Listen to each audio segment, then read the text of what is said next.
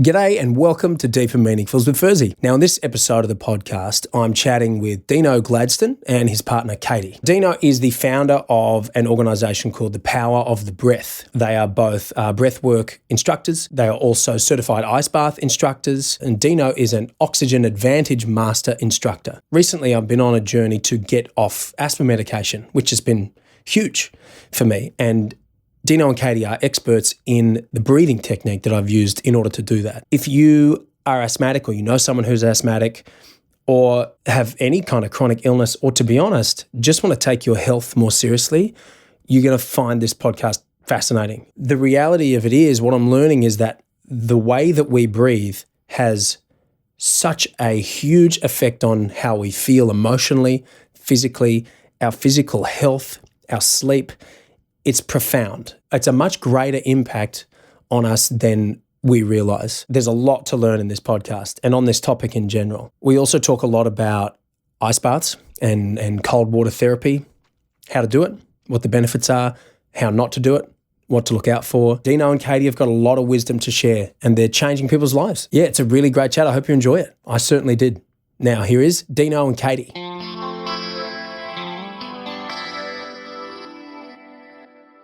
Yeah, the herbal toothpaste. I've tried to, there's some pretty weird ones. There's the charcoal one, which is that the one you used, Dean? No, I've just got a natural one my naturopath recommended years ago. Jason's it's called, actually. I'm out of it, and I'm just, whatever the organic shop sells, I sort of buy it. He moves around. It's always some random dude's name, isn't it? Tom's, Jason, Grant's. I've got one. The Grant's one with the koala on it. Yeah, Grant's we like. But then there's the stuff that he puts underneath his armpits, which is, I don't know, one's called Black Parrot or something. Yeah, it's a fun, odd name. The one without all the heavy metals and all that stuff in there that's supposed to not kill you. Yeah, not a bad call. Guys, welcome. Thanks for being here.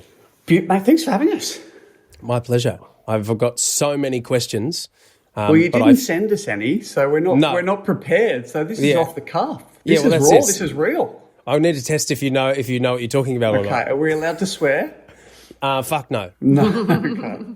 Yes, you can say whatever you need to say. Well, I figured I would just. This is just such an intriguing topic, the stuff that you guys know about to me, that I figured if you guys just talk, you'll answer all my questions, because let me start with where this kind of came about for me. So I'm an asthmatic. I have been, I have been, well, my entire life, ever since I was 6 months old. Apparently, my doctor said to my mother, I had terrible eczema, and my doctor said to my mother, at about 6 months, that'll swap for asthma. I don't know how he knew that, but he knew. And ever since then, it's been pretty bad. It's not horrific. Like I've never had to go to hospital for asthma. But, as a kid, I was on the nebulizer quite often in bed. I'd wake up and Mum would have to hook up the nebo, as we called it. And so I did, numerous times on that. And then as an adult, it's never, you hear about people whose asthma just kind of fades away as they get older without them doing anything, but it never happened for me. And I get kind of seasonal asthma where if there's something, allergens in the air that blow in, I'm in all kinds of trouble. Now, my other problem is I'm a singer.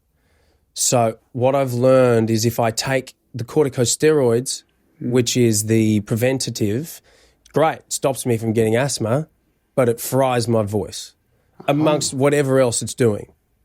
So I'm kind of hippie in this way. I'd prefer to not be taking any medications whatsoever. And it's very well documented that these corticosteroids thin out your vocal cords, literally. So I was at a point where I'm not taking those.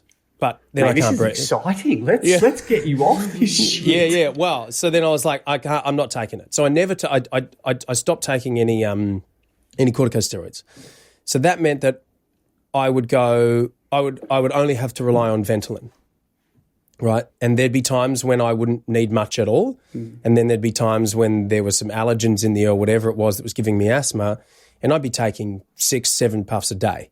Yeah. For extended periods of time. And I also I was getting sick a lot. We've got a little girl. She's nearly 2. And of course, she's putting her grubby little hands on grubby little things all the time. And I've never been sick more in my life, to be honest. Just catching every little bug. And my wife Does would she at daycare?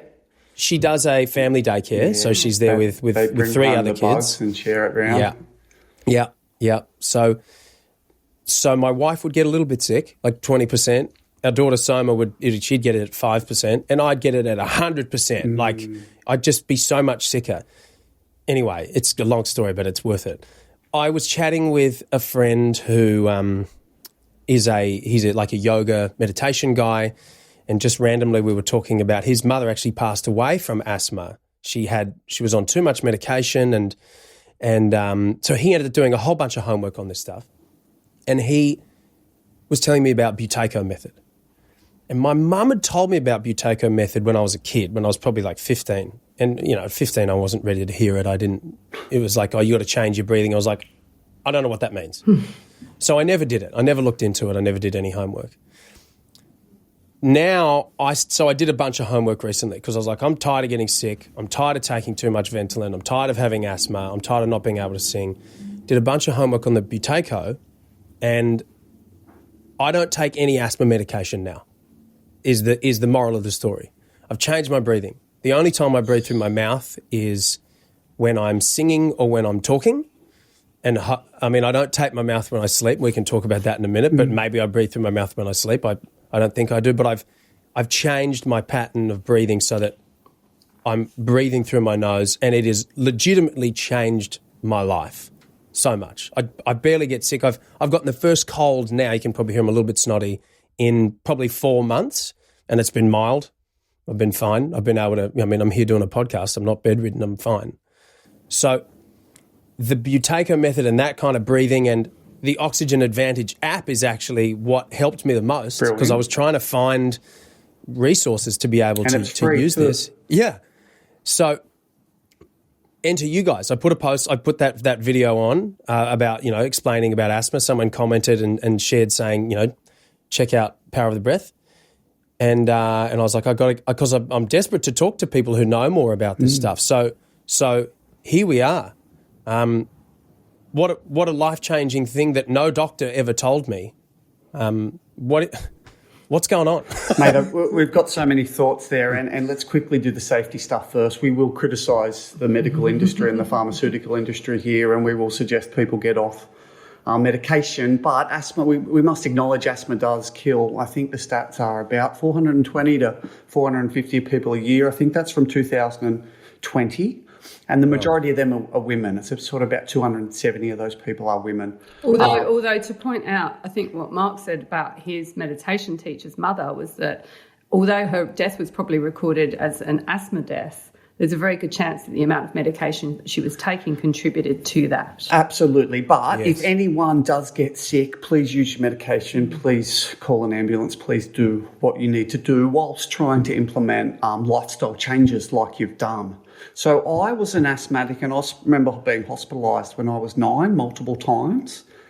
And for me, it was the regulated breath from swimming training that helped me control my asthma. And this was my thought process anyway.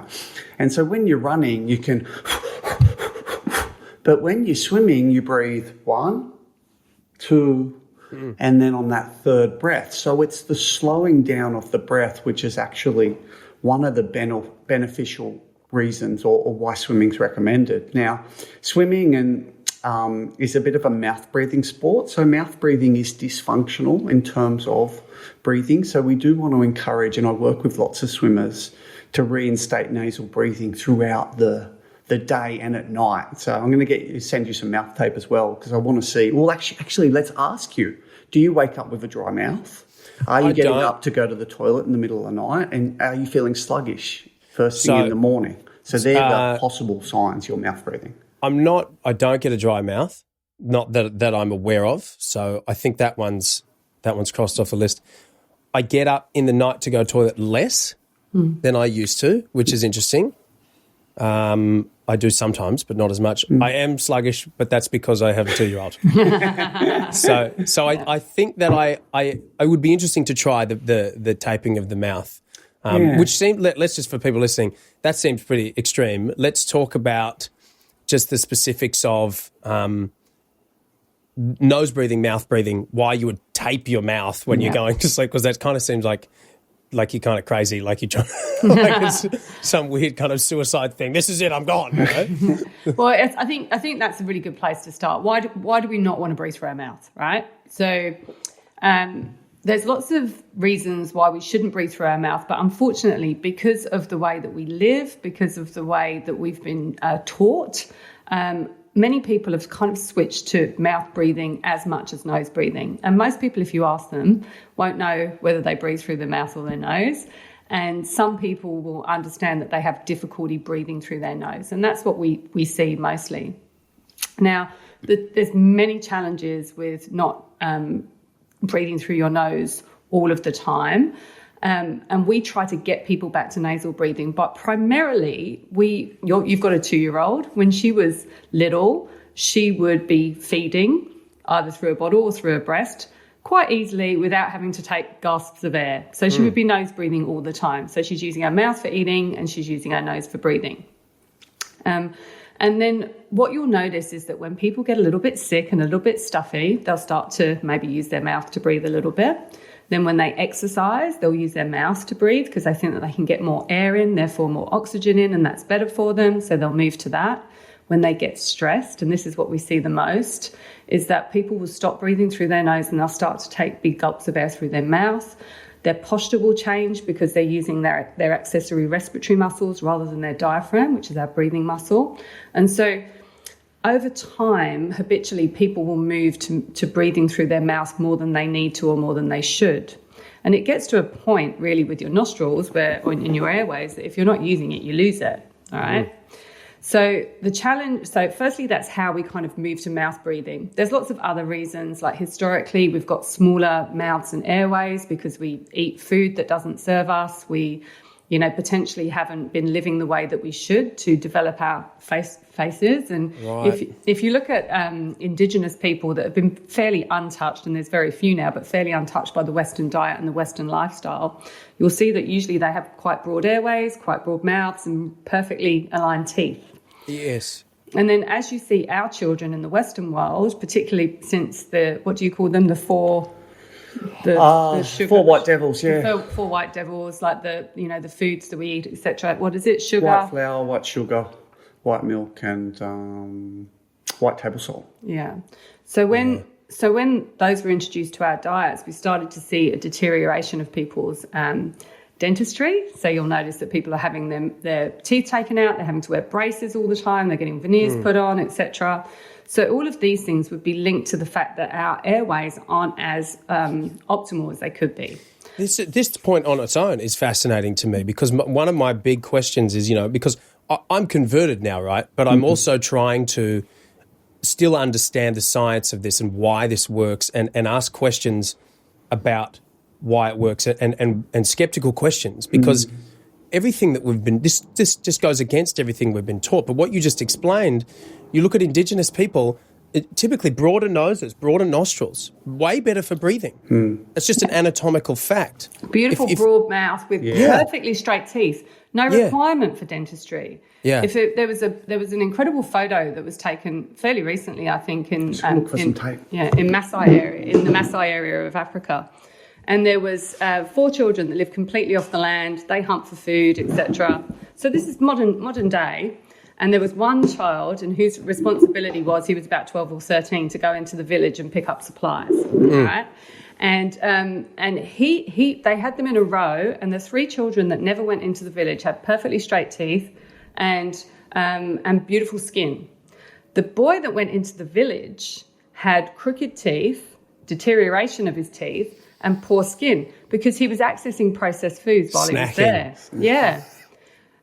So it was that immediate. Like Wow. they were all born at the same time. And so if you think about what we call devolution, generation by generation, I don't have any wisdom teeth. My mum doesn't have any wisdom teeth. My children don't have any wisdom teeth. So there's a kind of genetic pattern that occurs, which means that our faces are slightly smaller. And that all makes sense, right? That all makes perfect sense. It's really logical. There's no way that a doctor could say that's not true. It's absolutely true. Yeah. Well, my dad's actually a retired dentist, so this is I can't wait for him to hear about this stuff. This is fascinating. Yeah, and dentists ask us all the time. This is from Weston A. Price. So he was a dentist. Mate, I just wanted to pull up. So this is Oxygen Advantage tape. So when we tape our lips, or we recommend people to tape our lips, it doesn't actually cover the lip. So you stretch it, and I've actually been stretching it too much. It doesn't need to be stretched too much at all. Yeah. So there's a sneak try and peek control into yourself. our It's a bedroom. sexy thing. It's a sexy thing. But so this was designed for kids. Because traditionally, people just used a little bit of white tape across the lips.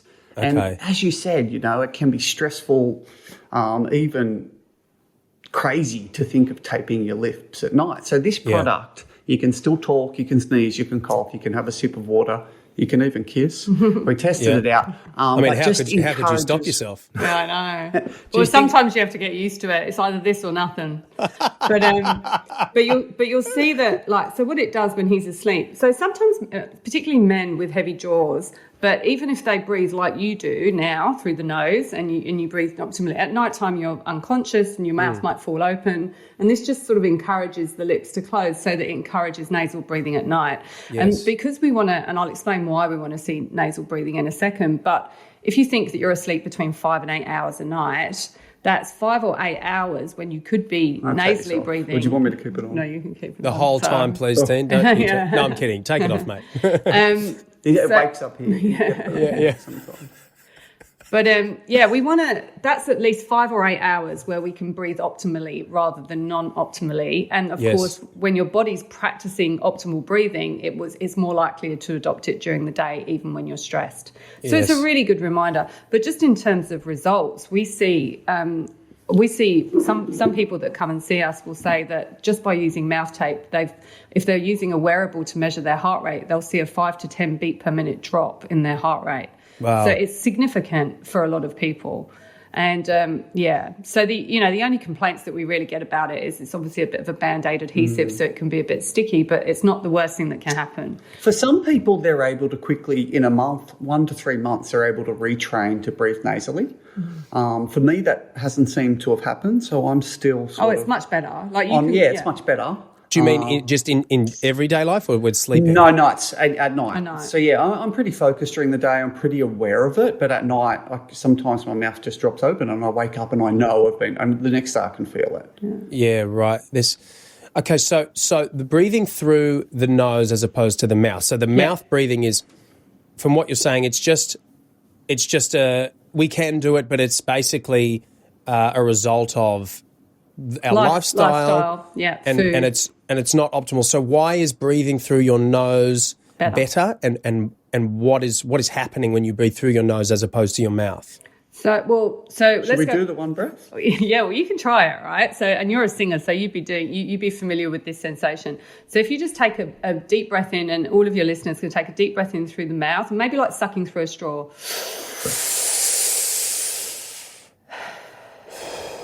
Where did you feel that? Where did I feel it? Was it low? Yeah. Was it dry? You can do it again. Was it moist? Yeah, it was kind of dry. Yeah. And it was probably. Yeah, it was chesty. Chesty, All sure. right. And you would have noticed maybe that your shoulders lifted a little bit when you did that. So these are what we call our accessory respiratory muscles. We're hunching a little bit. Our posture becomes a little bit weaker. All right. So now, exactly the same speed, but just take a slow deep breath in through the nose.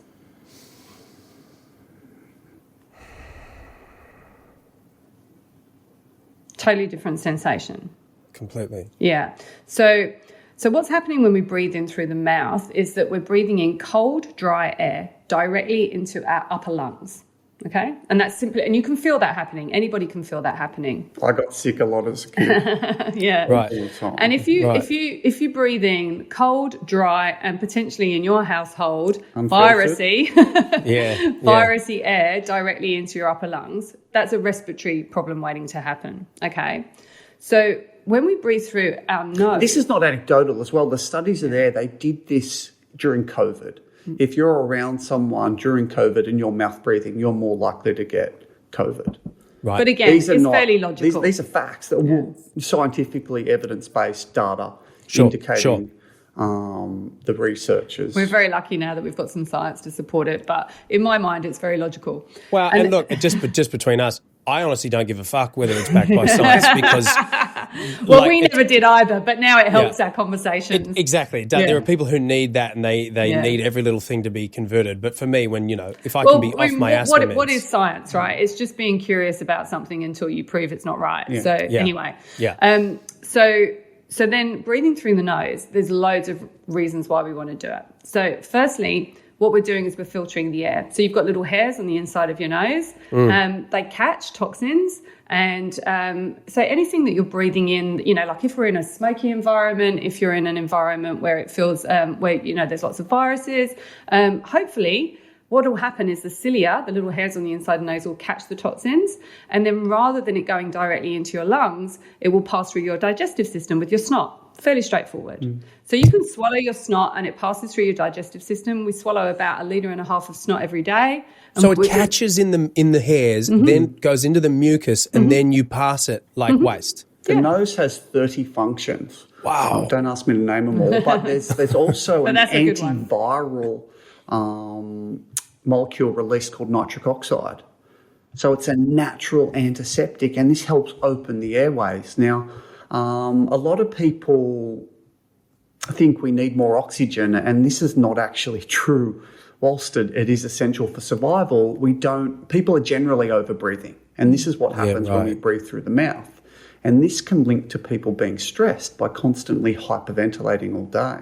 And asthma's over-breathing, right? Like it's, So what we see is there's a perception of getting in more air through any hole in the face is going to support you with more oxygen. And that's not what we want. What we want is a slower, lighter breath through the nose so that it's filtered, warm and moist air going into the lungs. But when you breathe deeper and you use your diaphragm, which is that muscle, it's an umbrella-shaped muscle, sits underneath your ribs, moves up and down. When you breathe holds your lungs in place, right? Holds your lungs in place. But what it does is that when you're able to use your diaphragm to breathe, you're able to get the air, the warm, moist and clean air into the lower part of the lungs. And that's where that beautiful exchange of oxygen and carbon dioxide happens, so that the oxygen that you have received into the body is working for you and moving around through the blood effectively. So you can breathe in as much oxygen as you like in and out through your mouth. But if you haven't got that exchange at a cellular level in the lower part of your lungs, and we're trying to keep this simple, but if you haven't got that there, then the oxygen isn't optimal within the body. Essentially, asthmatics, if you put some figures on it, are breathing 14 to 16 litres of air per minute.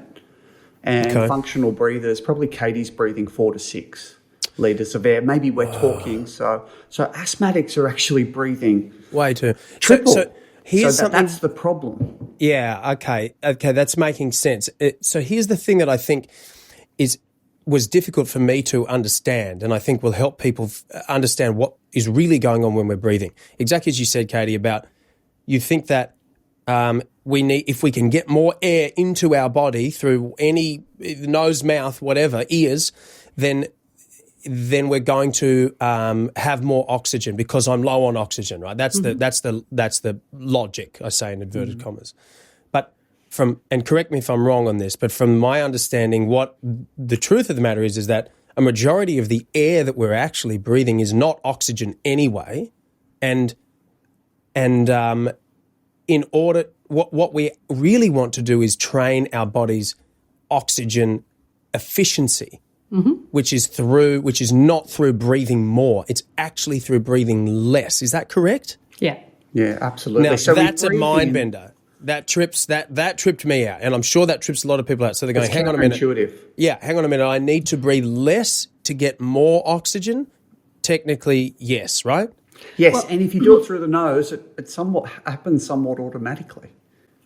But it's also I think that most people's perceptions is that when we feel an urge to breathe, wherever it comes from, it's a requirement of oxygen.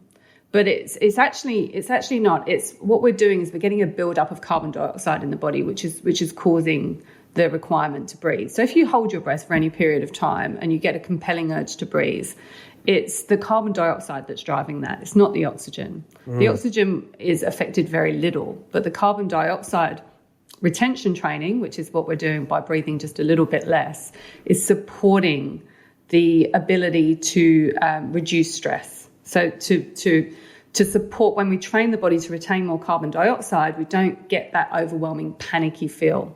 Does that make sense? Yes.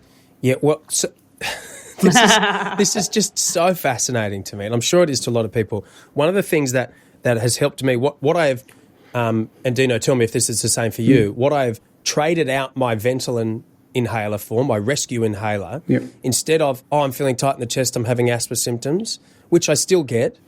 I would normally go, quick, take a puff. Yeah. But now what I do is I exhale through my nose and then I hold my breath for 10 seconds.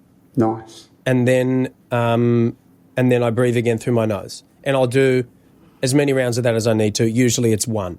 Yeah. Sometimes it's 3. Yeah. But so we talked about nitric oxide before. So by holding your breath and then inhaling, you're getting that molecule, which is a vasco and bronchodilator. Also, you're slowing down your breathing, and then you're letting CO2 rise in the blood, which helps get more oxygen on a cellular level.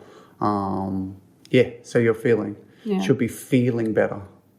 And it works. It's truly amazing that is now what I do, and it's exactly as effective as Ventolin. Yeah, and I don't think I've used a puffer for probably 10 years. Wow. I think I haven't had one since I started on this sort of oxygen advantage Wim Hof journey. So do you still get... 5 years ago, for the first time recently when we were travelling through Asia in smoky airports and smoky hotels, and I was feeling unwell, I had a tight chest, and I could feel myself over-breathing, but I haven't had any symptoms. That's what I was going to ask. So you're not having any asthma symptoms at all? Wow. The only time I... identified as an asthmatic was when I didn't want to wear a mask during COVID, which was most of the time because cheap, nasty masks, wearing, breathing that shit into your body, toxic, cheap chemicals made in China. It just, I'm an asthmatic. I don't have to wear a mask. I'm out. Yeah. But based on what we know, based on what we know, that whole mask wearing thing for us. So, what we've just told you, the ability to be able to filter the air, breathing well is imperative to avoid respiratory illness, right? Face, isn't it? And then, and yet we were told during this outbreak of illness that in order to support our immune systems, we should stop the ability to breathe well. And that for us complete nonsense. Bananas, right? We were like... It's tough as a breathing coach when people are telling you how to breathe. We're telling you obstructing your ability to breathe, which is what we saw. Yeah, well, it's very easy to poke holes in that area. It just makes no sense. Let's not go down there. Yeah, let's not go down there. We'll do the whole podcast on that. Yeah. But so I think that... So what we want to make, we don't want it to be boring for people. And we actually do realise that for a lot of people that don't breathe easily through their nose, for whatever reason, maybe there's an obstruction, maybe they've just habitually never been able to do it, maybe they feel congested all the time. So we know that it's quite uncomfortable for people to start moving to a nose breathing practice, right? Yeah. So what we're trying to do, and then, when we move away from simply the breathing just to regulating people's nervous systems, what we're trying to do is find fun and easy ways for people to access these types of sensations, explain it as simply and as clearly as we can to people, and then the results are tangible. The results are usually quite quick and tangible, and then we can expand upon how we can improve posture, how we can improve our ability to withstand stress, how we can understand how we can influence stress and panic. And Dean, you may or may not know, is a TV lifeguard, has been on the telly saving lives before. And of course, you know, when you get caught in a rip or if you're struggling to stay afloat, the first thing that sets in is panic. Yes. So how do we use these types of trainings to support people in stress, which is warranted because you should be stressed on some occasion, but you need to be able to move in and out of it so that you can control your response to it. Breathing's the first port of call. It's the one of the it's our autonomic nervous system that we can actually consciously control. We can't consciously go, okay, I'm going to speed up my heart rate, you know, or I'm going to slow down my metabolism, you know. But breathing, it's one of those ones that we can actually change. And I remember, so what am I about? I've been doing this for probably 5 months now, 5 months, and I'm a bit of I kind of get obsessed with things. So when I latch onto something, I cling on for dear life. So which has been wonderful in this regard, because it really made me commit to this. And it kind of drove my wife a bit mad because I was, you know, obsessed with this nose breathing thing for a while and I wouldn't shut up about it. But the first 2 weeks where I was consciously making an effort not to breathe through my mouth and to breathe through my nose instead, I'm not going to lie, it was challenging. It was uncomfortable. I actually felt a bit panicked because I felt like I wasn't getting enough air. And there was moments, it's basically that feeling when you're out of breath, but I'm not exercising. And that getting comfortable with that was a challenge. And it lasted about a bit under 2 weeks. Yeah. Every day, you know, and I was super diligent with it. I was doing all the Oxygen Advantage exercises, and you know, I've got my little daughter down at the park, and I'm running around the park holding my nose, you know, trying not to pass out, and you know, doing all that stuff. But yeah, those first 2 weeks it was a challenge, but now it's automatic. I only breathe through my nose. And it's so interesting because we do lots of exercises with people to demonstrate how easily you can understand it and feel a little bit more comfortable with it. Like, so for example, we both coach cold therapy, ice baths, right? Yeah. Let's talk about that. Another new thing that you know, people are always a little bit that humans have been doing for thousands of years. But you know, now it's a big thing. But it's really interesting because when we show most people that coach ice baths won't really talk too much to how you breathe within one. So when you've seen people experience an ice bath, they're either puffing through their mouth or they're clenched, holding their breath, and you know, in those positions of posture where it's not easy to breathe. So we teach people how to breathe in the ice to make it more comfortable for them. And we never, ever now see people get in the ice and say, oh, I can't do it. I've got to get out. I've got to get out. I've got to get out. They get in, they listen to what we've told them. They relax their nervous system so they can move fully into their rest and digest, that beautiful parasympathetic state. And then they find a space of absolute empowerment.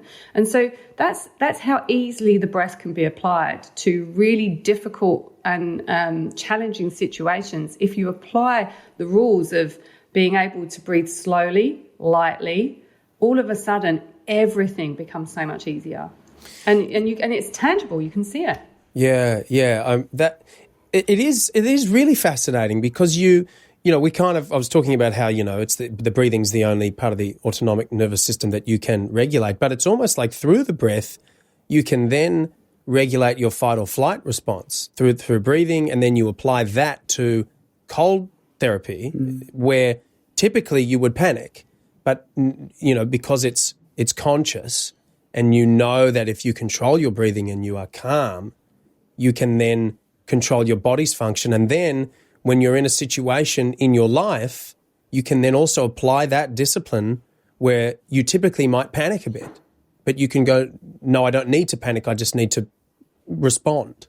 Or what's happened is because you've been training your body like this to breathe through the nose when it's been difficult, or to breathe through the nose when you're in an ice bath, your body actually becomes accustomed to doing that.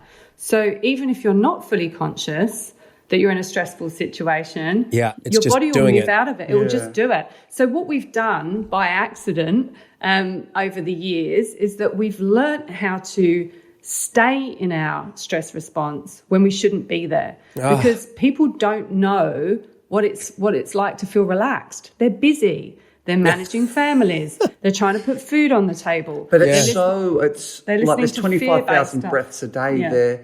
The importance of breathing is underlooked because they're looking at it as one breath, not the cumulative total. Of course. Chronic health and illness takes tens of years to present in the body. But what you just said was really beautiful. And obviously it's taken you time to understand that journey and talking about the fight and flight response. A lot of people haven't been on the journey yet. And some people, I guess we're getting to them before they need to know it, right? So we're preventing it, and we're educating it. So if we can educate people to understand what you just said through feeling it and having fun and cold therapy and breathing exercises, we're changing lives. And Katy talked about people in RIPs. When someone gets in a RIP, again, hundreds of people die in RIPs every year. The advice is don't panic. And it's too late. Yes. It's too late. People don't know how not to panic. Learn how to panic. Yes. When you're in the RIP, we've got to educate people before they get into these stressful situations. So. It's funny talking about a RIP. I actually did a podcast with Hoppo a few years ago, and he schooled me all about how to survive a RIP, and it was saying this exact stuff about, and it's counterintuitive, like just relax. I'm like, what do you mean fucking relax? I'm about to die. How do I relax? He's like, well, you're definitely going to die if you don't relax, So Hoppo's got a great new campaign out, actually. It's called Float to Survive. I really like it. It's understanding the stress responses and just trying to relax to survive. Yeah. Well, the irony that, and you obviously know this, but he was saying that if you relax, there's a pretty good chance it'll take you out and bring you back in. And you don't even have to do anything. Just let it happen. At the beach, people will kick a soccer ball into a rip and they'll go in after the soccer ball. The soccer ball will float out, go onto the sandbank, a wave will bring it back in. They'll go into the rip. They'll start to panic. They'll start to fight. They'll swim against the rip. We will go and rescue the person and the soccer ball will be back on the beach. If only they'd paid attention to Wilson, they would have been fine. That's right. Yeah, wow. It's okay. So let's talk. I definitely want to talk more about the cold plunges, but before we get to that, there's a bit more about the breathing that is intriguing to me. I've got to ask: have you read "Breath: The New Science of the Lost Art" by James Nestor? Because a couple of years ago, that brought a lot of people brought a lot of interest. No, I haven't. Tell me about it. You don't actually even have to read the book because he was on quite a few podcasts a couple of years ago. So if that's your preferred method of understanding and listening to conversations. Well, you can listen to the book. I you can listen to the book. It's worthwhile.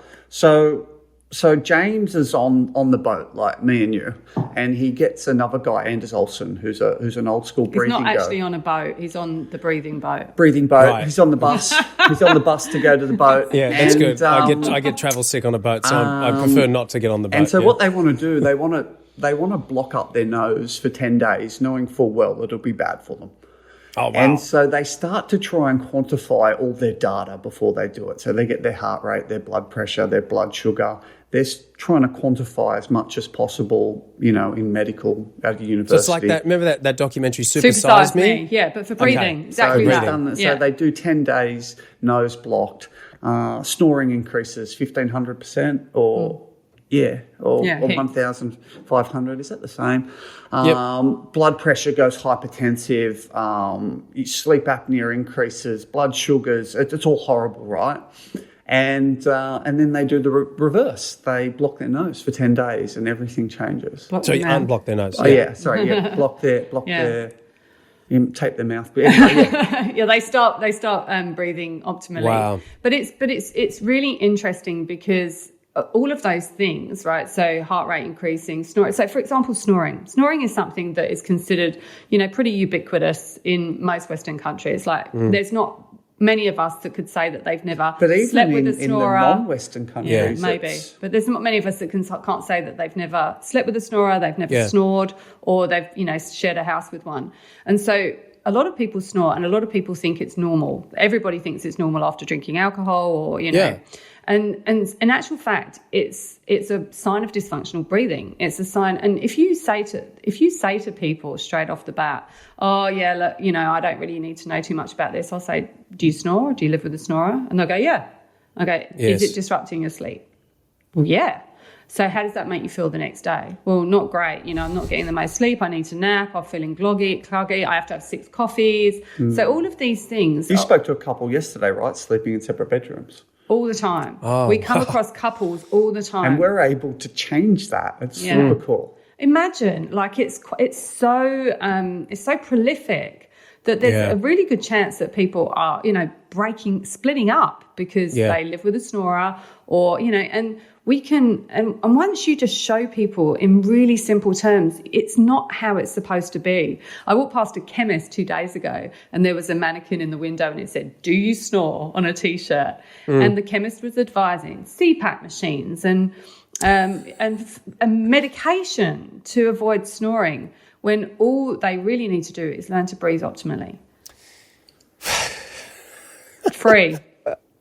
Well, Big Pharma's not making any money out of that's that. right. I mean, look, we can get. This is the thing with this answers a lot of questions. There's no product to be sold. There's no money to be made. Well, there by were, this. a little bit of mouth tape. There's a but you couple could, of things. but you can do it without it costing money. When I work with people, it's generally 2 or 3 sessions. And then they've One of the girls I worked with recently said, "You've done more for me than the last 30 doctors and psychologists." And I don't feel like I'm charging enough when I get this. when you hear that kind of thing. But also I'm very happy to support and help these people. So it's a tricky thing, man, because and I've said this before, and I don't want to bash doctors because I think they do. I mean, they work their ass off. They spend years and years training and learning what they're told to learn, and they're very intelligent people and they work really hard, but they aren't taught this. Yeah. Like, I've seen so many doctors about my asthma, and never has anyone said anything about Buteyko method or the way that I'm breathing or anything other than, here's this medication. And I think that's the science thing, right? So I think that our society suggests to people that it's not worthwhile unless it has some sort of it's sitting in the science books and somebody that... It is in the science books, though. No, they've done studies. Yeah. So, they did a study in the Mater Hospital in 96. They had 2 groups. The people doing Buteyko or oxygen vented exercise decreased their medication by 70%. The evidence is there. But it's suppressed. Well, people don't want to know. Yeah. Well, also, you just said it. They decreased their medication by 70%. Now, people may not want to hear this, but there's a fact behind it. There's money to be made when you're selling medication. That's not free. And keeping people sick. The other thing that's problematic, I think, with this type of understanding, and that's all we're doing. We're just sharing tools and techniques to support people's understanding of how to breathe better. But there's no ongoing requirement for support. And honestly, Mark, I think it even goes deeper than just medication for asthma. I think that once people start to breathe better, and once they start to manage their stress and their nervous system better, they start to eat better, they start to exercise more, they start to realise that there's a real well-being factor in understanding how their body feels. And our society drives people towards alcohol. Our society drives people towards, medication. It drives people towards obesity, junk food. And so there's no real advantage to those corporations. Have got a lot to lose if people start feeling good about themselves. Yes, and so. Yes. So stress and nervous system regulation and breathing is great for health, but also we notice primarily our overwhelming, I think, wins are in and around mental health. So people that are working and living with depression, anxiety, panic attacks, those types of things, and that's a really big buzz thing at the moment. Every corporate workplace has got some sort of well-being program, etc. But we see people that are having daily panic attacks and they're eliminating them just through learning how to manage their own stress and feeling in control of it. Being able to your point, training their body and their mind to understand when something's coming on. Yep. And rather than reaching for a pill, actually being able to say, I need to breathe a little less. I need to maybe retain my breath. Yes. And now I can feel what I need to feel in order to get back to my place of balance. Now, we do have those magic wins where we see people completely change their lives and they hug and kiss us and they cry. But sometimes through breathing better, there's like a 10, 20, 30% improvement. Like the snoring doesn't go away. Sure. Sometimes, Like there's just this decrease. And people are sleeping much better. Yeah. But it's not a magic bullet, and we don't sell magic bullets. You've got to do the work. You've got to change your life. You've got to go to bed early. You've got to change your diet. It's a lifestyle change. There's But a whole it range of encourages things. the other stuff. It's like, you see people that are, if they're sleeping better, they're more inclined to go to bed earlier. If they're breathing better, they're less likely, if they're no longer snoring, they're less likely to go out on the piss until midnight because they know that affects the way that they sleep. So it's just because honestly, when I drank alcohol, I didn't know what it felt like to have a good night's sleep. I didn't know what it felt like to be tired and go to bed when I was tired because everything was affected, right? So I always thought that I needed to have a glass of wine in order to get myself to sleep. And now I don't drink at all. I go, I'm feeling tired. I'm going to go to bed. My body's telling me. Yeah. But that's what we're missing, we find from today. And that's why ice baths and ice baths are really great because people feel like they go, I'm cold. I'm warm. This is, there's these hormones are released where people can actually recognize that their mood is changing. And that's all we're doing is we're just trying to show people just a little bit of what it's like to feel. Because how can you listen to your body if we're numbing it with all this stuff? Numbing, right? yeah, that's the perfect word for it, isn't it? Yeah. It's what is so good about the breathing and the ice baths. It's something that I learned through my own meditation practice and chatting with this meditation teacher is that a lot of it is about getting in touch with the more subtle behaviours of our own physical and emotional existence. And you kind of alluded to this before, Katy. Everything in our life these days is pushing us away from the subtlety. It's eat foods that are really concentrated. It's have entertainment that's really intense. We're kind of pulled away from observing subtle changes in our body. Whereas when you focus on something as simple as your breath, that's a subtle thing compared to, drinking Coca-Cola and watching a crazy action film at the movies. Yeah. It's way more subtle than that. Yeah.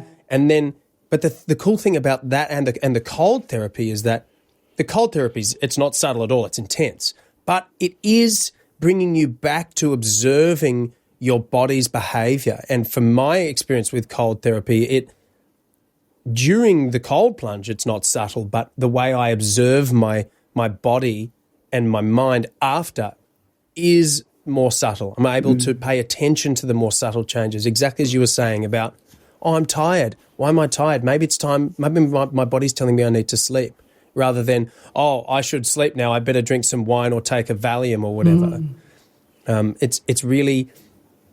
But it takes work to tune in to the subtle behaviours of our body. It's not, you can't just take the pill and have it done for you. You have to do the work. But we're trying to make it fun. But we're trying to make it fun for people because there's a hassle, and it's like when you start a diet or when you start an exercise program, you're just like, I'm going to do it, and then you don't stick to it. So what we want to do is we want to create these habits and these practices that people are excited about doing, right? And so, like the great thing I find about ice baths is that they're 2 minutes long.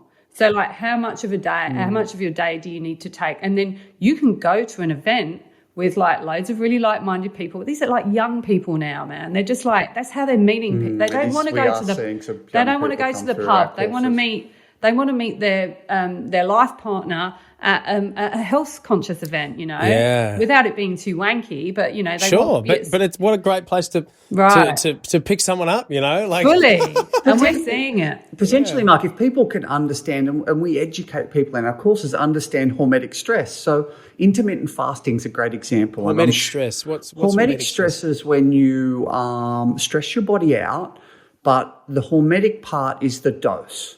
So if you hold your breath for like you were doing 10, 15 seconds, your body responds positively to it. That's hormesis. Okay, so sauna. If you hold your breath for too long, it's bad. It's just stress. Yeah, it's stress.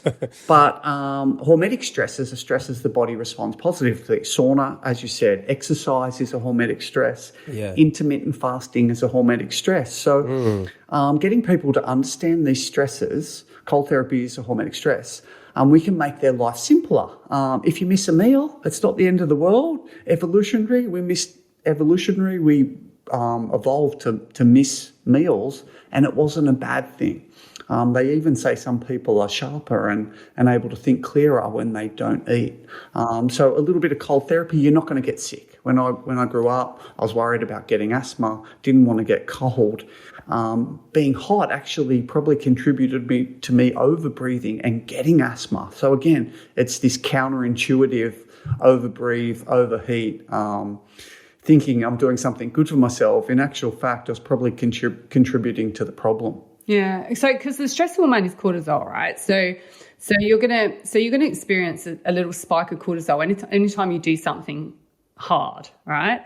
But if your cortisol levels are super high all the time for whatever reason, and then you continually, add in cortisol, so you've got to be aware of stress. You've got to understand it before you can embark on like hormetic stresses. Because we see people taking it too far the other way, right? You get these people that are running marathons, you'll get people that are consistently trying to go further and harder and all the time, and then that's probably too much stress. They burn right? out. Yeah, they burn out.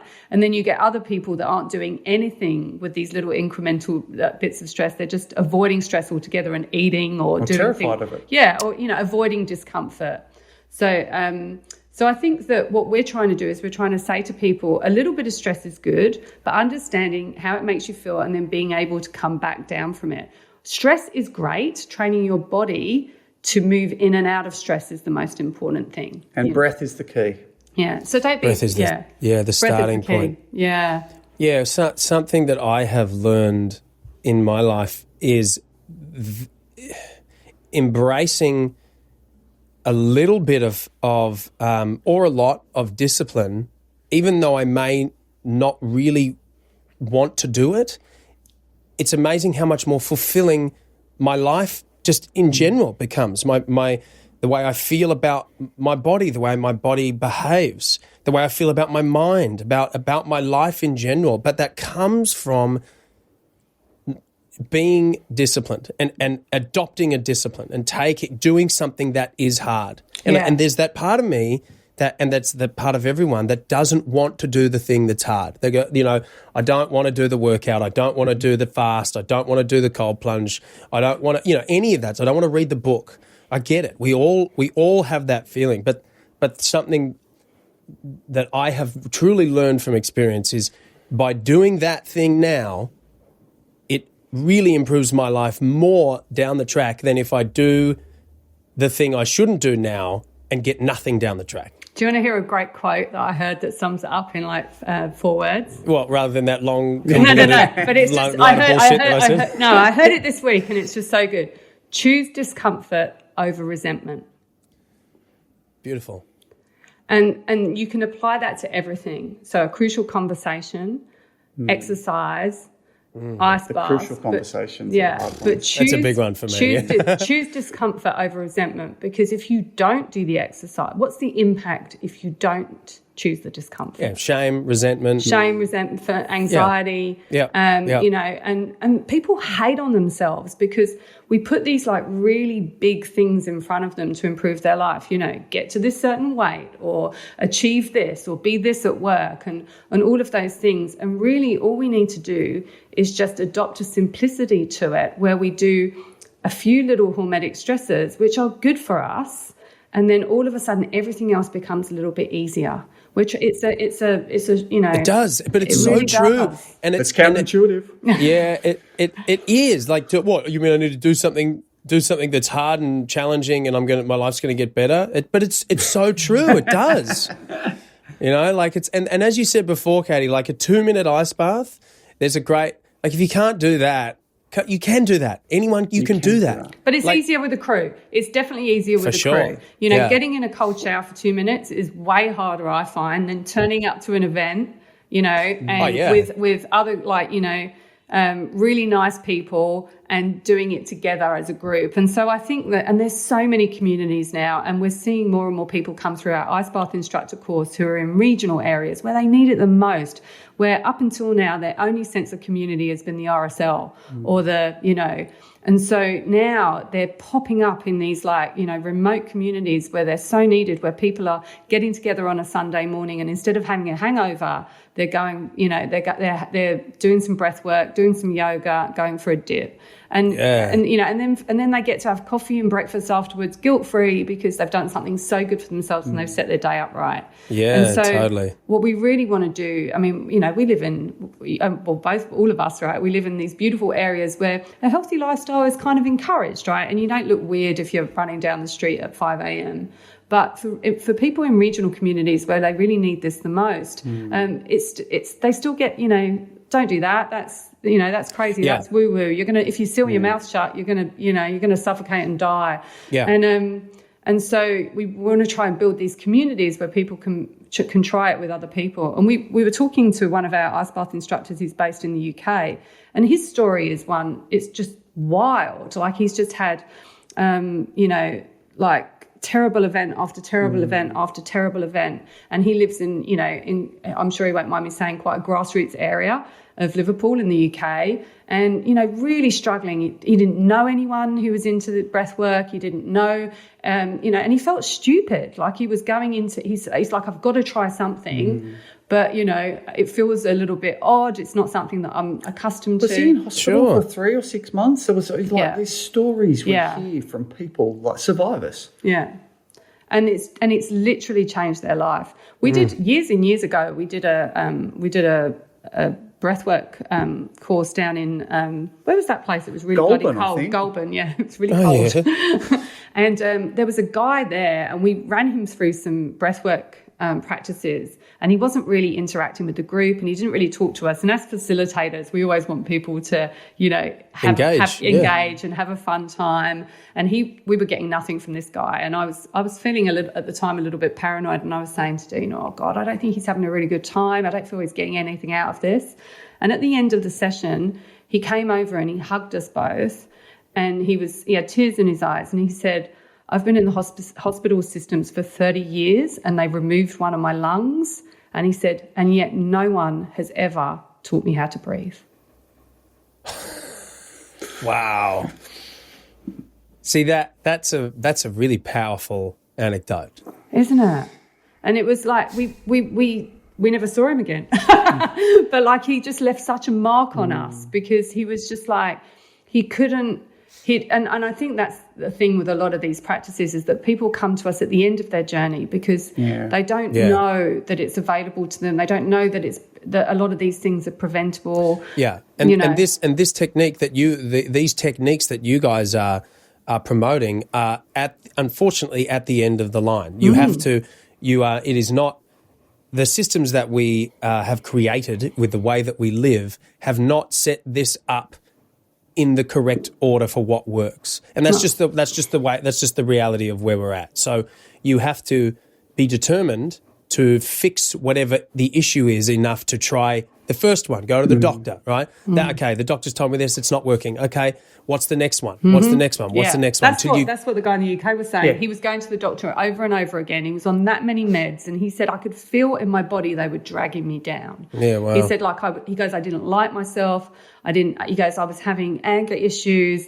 And he said, and I didn't know whether it was a result of the trauma from my illness and my accident, or it was the drugs. But he said, I was feeling worse and worse and worse every single day. Yeah. And, you know, and we don't advise anyone to go cold turkey, but some of the people that we speak to, they sometimes get to a point where it's like, I've got to ditch all the meds or I'm just going to die. Like it's literally life or death for people. But actually, on the positive side of this, people did want to do Wim Hof breathing, and they did want to ice bath. So we're getting young, fit, healthy, sexy people to our courses, and we're educating them through the benefits of functional breathing to understand stress. some of those evolutionary responses that we talked about earlier before they do what they came for. So we're giving people what they need before they sort of get what they want. So we're trying to glamorize it. We're trying to make it the place where you meet your partner, the place where you hang out. This is what you do on a Wednesday. Have fun. Much like it, a lot of exercises now. We want people to show up and look forward to it because there's a community. So it's been awesome. But funnily enough, the people that actually really need it, they're most likely to be dysfunctional breathers, already suffering from stress. They're over-breathing. They're in their own heads. They're the people that really need to come and they don't need to come to us. Like the message is out there. They're so afraid though, Mark. Like, actually if you talk to like my mum, my mum has chronic arthritis. She drinks alcohol. She probably doesn't eat as well as she could, and she's slightly overweight. So Dean and I were saying, I mean, she's my mum, and of course she's not going to listen to me. But you say, well, why don't you come and try some breathing or try some cool water therapy? And she's like, oh no, that sounds super. That sounds very cultish, very weird. And yet, if a doctor, it's a cult. That's what it is. Yes. But if a doctor said to her, take this completely untested medication, which will make you feel better, she would willingly do that because not even think about it. Because these are trusted, there's a trusted professional method that certain generations have been accustomed to going to, and so it's really difficult to say to them everything you've been told could be a little bit flaky or flimsy. Why don't you try something that's outside the box? So we're really lucky that young people now are kind of rejecting, being more curious, I guess, about some of these methods because it means that we know that most heart attacks or people that suffer from heart attacks are dysfunctional breathers, 100% dysfunctional breathers. And so imagine if we can start to reduce the amount of heart problems without even people knowing, simply because they don't ever get to become dysfunctional breathers. It's just you've just stopped it before it's even happened. Right. Yeah, it's really amazing that people are. I think this is what's so wonderful. This conversation we're having right now. People will figure it out. Like just like I have. It's true. I'm 37. It's taken me longer than I would have liked to, and my own mum even heard about the Buteyko thing years and years ago. But it's been around. Being able to go, I've tried this thing and guess what, it works, and then share it with people and then talk to experts like you guys is really beautiful, and it's so exciting to me. Something that, because it's breathing, people always link it to asthma, or breathing issues, but it doesn't just apply to breathing, right? Like other chronic illnesses, like I've heard about. This kind of method can help people with diabetes and breathing affects every system and organ in the body. Sure. So this is going to make the skeptics even more skeptical. But by adopting this breathing method, you can technically, there are cases where it fixes people's they get rid of their diabetes and all kinds of other. He doesn't like it when I say that. I sometimes say it. They're the words that people get sued, like Pete Evans gets sued from. But there is a guy. If there is any diabetics out there, there's a guy called the Breathing Diabetic. He's trained under Oxygen Advantage. You'll be able to find him on Instagram, and the breathing, particularly the mouth taping at night. Seeing him dramatically decrease his medication. So we'd say that these methods support all of those things. So they will support, and also, like we see people with chronic back pain, and yet they will come and have some breathing and say, I didn't have any back pain during that. Like, and it's immediate. And so, and there's lots of things going on, but we have to be really careful also that we don't understand what's happening outside of our breathing experience. So, lifestyle, if people are taking medication, even if they're on, like contraception or any of those things, that can affect everybody's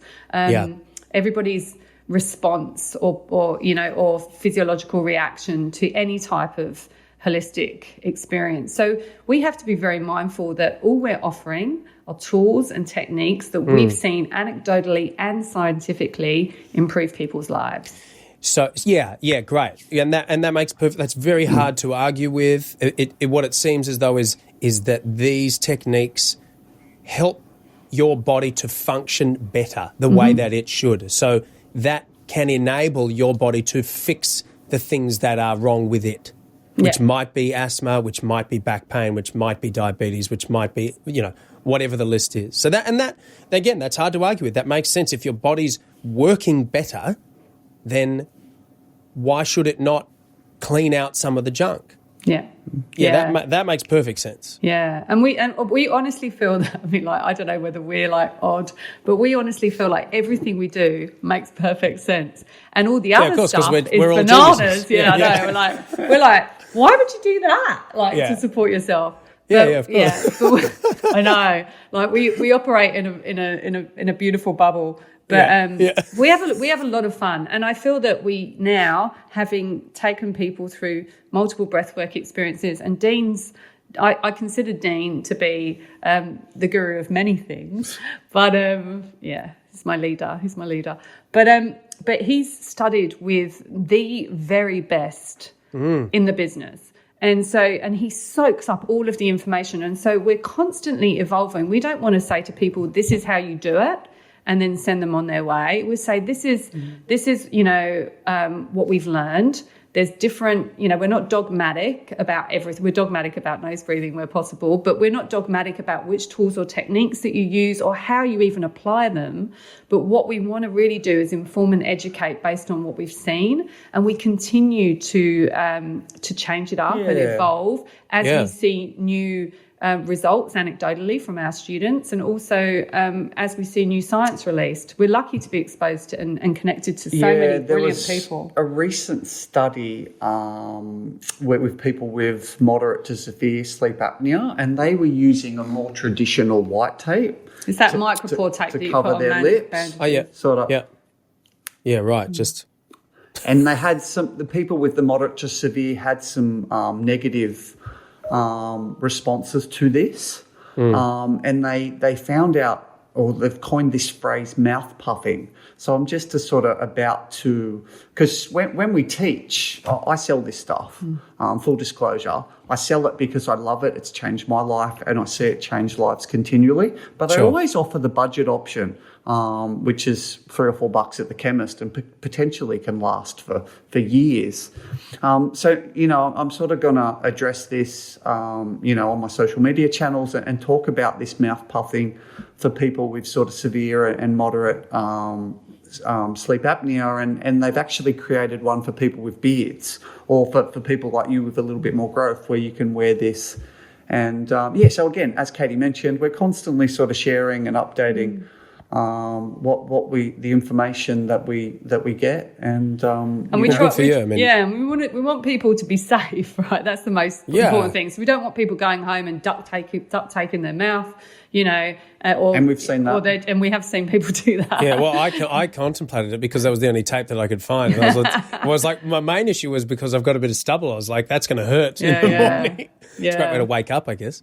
So we just, we've got a lot of Dean's got a lot of free information on his YouTube channel, and when people like you start to have conversations about it, so that we can give people a little bit of why beforehand. Yeah. Because when you start to say to people, this is why, and then it's logical to them, then it's so much easier for them. They understand the benefits, and when somebody understands the benefits of an ice bath, it's much easier to get them to sit through it, And when somebody understands the benefits like you did of nasal breathing, it's much easier for you to withstand that discomfort, right? So we don't want people just, we don't want to say to people, this is going to change your life, just do it. We want to go, this is why you're doing it, and this is what you can expect to see, and if the worst thing that comes out of it is that you reduce your resting heart rate by 3 beats per minute, then happy days, right? What's the problem? Great. That's the longevity. Take any win where you can get it. Yeah.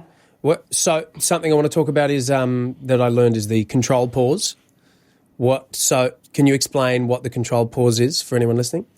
Yeah, so the control pulse, so Dr. Konstantin Buteyko which is the Buteyko method. He was a cardiologist. He's Ukrainian born and was living in Russia and working in Russia as a cardiologist in the 1940s. And he developed cardiovascular disease. And at this stage, he thought it was a death sentence. He got it himself. He got it himself. And so that's where he started to develop some of these methods, which I now sort of talk as oxygen advantage.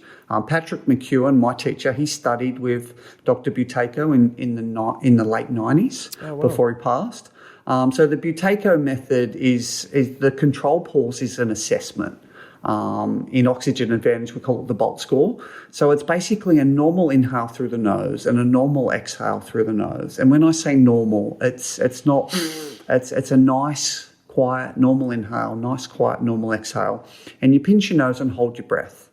And it is a little bit subjective, but you're holding your breath till you get the first distinct urge to breathe. Mm-hmm. And this urge to breathe is not to do with oxygen, as we've mentioned and talked about. It's CO2 building up in the blood. And as that CO2 builds up into the blood, eventually you'll get that distinctive urge to breathe and you'll breathe in. Now, as your functional breathing improves, and for some people it's taping their mouth at night because they can breathe normally in the day, but overnight they're just over-breathing. So that when you over-breathe, you increase your sensitivity to CO2. And that's a bad thing. So we want to be able to tolerate more CO2, and this can improve the way people perform not only cognitively but physically. So by improving that control pulse, we see improvements both physically and cognitively. So it's a measure on the progress, basically. And so it's you're a way taking to assess. It's an assessment tool. So you count. So you're you timing. Use your phone. You're timing. Yeah, you're timing how long it takes until you need to breathe again, right? Your first distinct urge to breathe. Okay, so what is an unhealthy number? So they would suggest that anything sort of below 15 would probably be an indication that perhaps you have some sort of dysfunctional breath pattern. And often, and it's worth doing it once, once or twice on successive days, because I think the first time you do it, that overwhelming panic that sometimes people get when they need to breathe can sometimes mean that they don't recognise the first distinct urge to breathe, but just any type of urge to breathe, and so perhaps they've just got a short score. But yeah, we want to see people get to about 25 comfortably, and we see rapid improvement. So to Dean's point, there's the mouth taping, which will support opening the airways and leaning towards a nasal breath and some more CO2 tolerance, but also just that confidence you have around that holding your breath. So we'll see usually quite dramatic improvements quickly. Interesting. Dean's athletes, who he's training, he trains a lot of high performance Olympic athletes, and you can expect them to have a BOLT score of about 40. Fuck off. Yeah. Wow. I didn't mean to tell you to fuck off, but do you take yours regularly, Mark? Do you notice? So I mean, I'm asking loaded questions. I know the answers to these. Yeah. But so my original one, and this is actually what got me hooked on this, because the ability to actually measure it in front of me was like, okay, cool, I can improve this. So my original one was about 13 seconds when I very first started. Now I'm closer to 30. About 28. You're smashing me. I've just been consistently 25. I have a pretty standard score. But you know what? Did you ever do the maximum breathlessness test where you move and count your steps? Yes, I have. Yes, I have done that because there's a bunch of exercises in the Oxygen Advantage app. Yeah. I'm not sure what the number is, but I remember that. Yeah, that was when I was running around my daughter's playground in the sand and trying not to pass out while I'm doing it. But I can't remember what the number was, but that's intense. Yeah, well, and that's one where you can really push yourself, right? And you can and it's a bit more competitive, and eventually you and your wife will get to exactly the same stage as Dean and I, where now when we're on holiday and having a romantic stroll along the beach, we're holding our breath to see who can beat each other. Kissing wearing mouth tape. Yeah, kissing wearing mouth tape. It's this is a whole new sex game over here. Yeah. But it's so interesting because that type of thing you can really improve. Now, I mean, I've always been a nasal breather, but I'm not super competitive. But you'll notice that people that like to gamify stuff will like to see progress. That MBT, particularly if they're doing it alongside someone else, that can be something that can really support CO2 tolerance and, make it a bit fun. And I recommend you, Mark, being like the young, fit guy that you are, try Dean's got a squat challenge, which he developed. Okay. Where you don't strike me as someone very competitive. Oh my God, he's the worst. And I only ever offer up the things that he invents that I'm quite good at, because I don't want to do the stuff that I'm not good at. Yep. But the squat challenge is where you breathe in. The CrossFitters like it. Yeah, you breathe in and out, and then you do 10 rounds of 10 squats, holding your breath, and then you only recover in between each round with nasal breathing. So so it's like, so you'll breathe in, you'll breathe out, hold your breath, 10 deep squats, and then you stop, you recover in and out through the nose, and then do 10 squats holding your breath on an exhale again. So it's a bit like it gives that sort of assessment tool as well. And then you can beat your time. And kids are really good at it. So kids do it quickly, chicks do it real quick. But the big beefy guys, they get some build up in their they've got quads. more muscle, so there's so much more big guys. They've got more muscle, more work, more oxygen. Yeah, but it's a fun one, and that hurts at the end. Oh, I bet it does. And so, just so people know what we're talking about here, you said that so you have people that their bolt score, their control pause is 40 seconds. Yeah. So what we're talking about there is you sitting normally, comfortably, breathing, then you exhale. And then you stop, and you don't need to breathe again. You don't feel the urge to breathe for 40 seconds. Yeah. Because your body is that efficient at absorbing oxygen and has that much carbon dioxide tolerance. Yeah. That's amazing. That's a long time. Yeah. And it improves everything. So those athletes, not only do they have that little bit of extra performance and ability to go a bit further, but their recovery, if you start to the recovery period is so. I remember when I used to jog, I don't jog so much anymore, but when I used to jog, I don't really know how I breathed before I got into breathing. And I remember I used to be like bright red in the face, and it would take me 20 minutes to feel, back to normal and have a cup of coffee and feel normal. And now I nose breathe only when I run.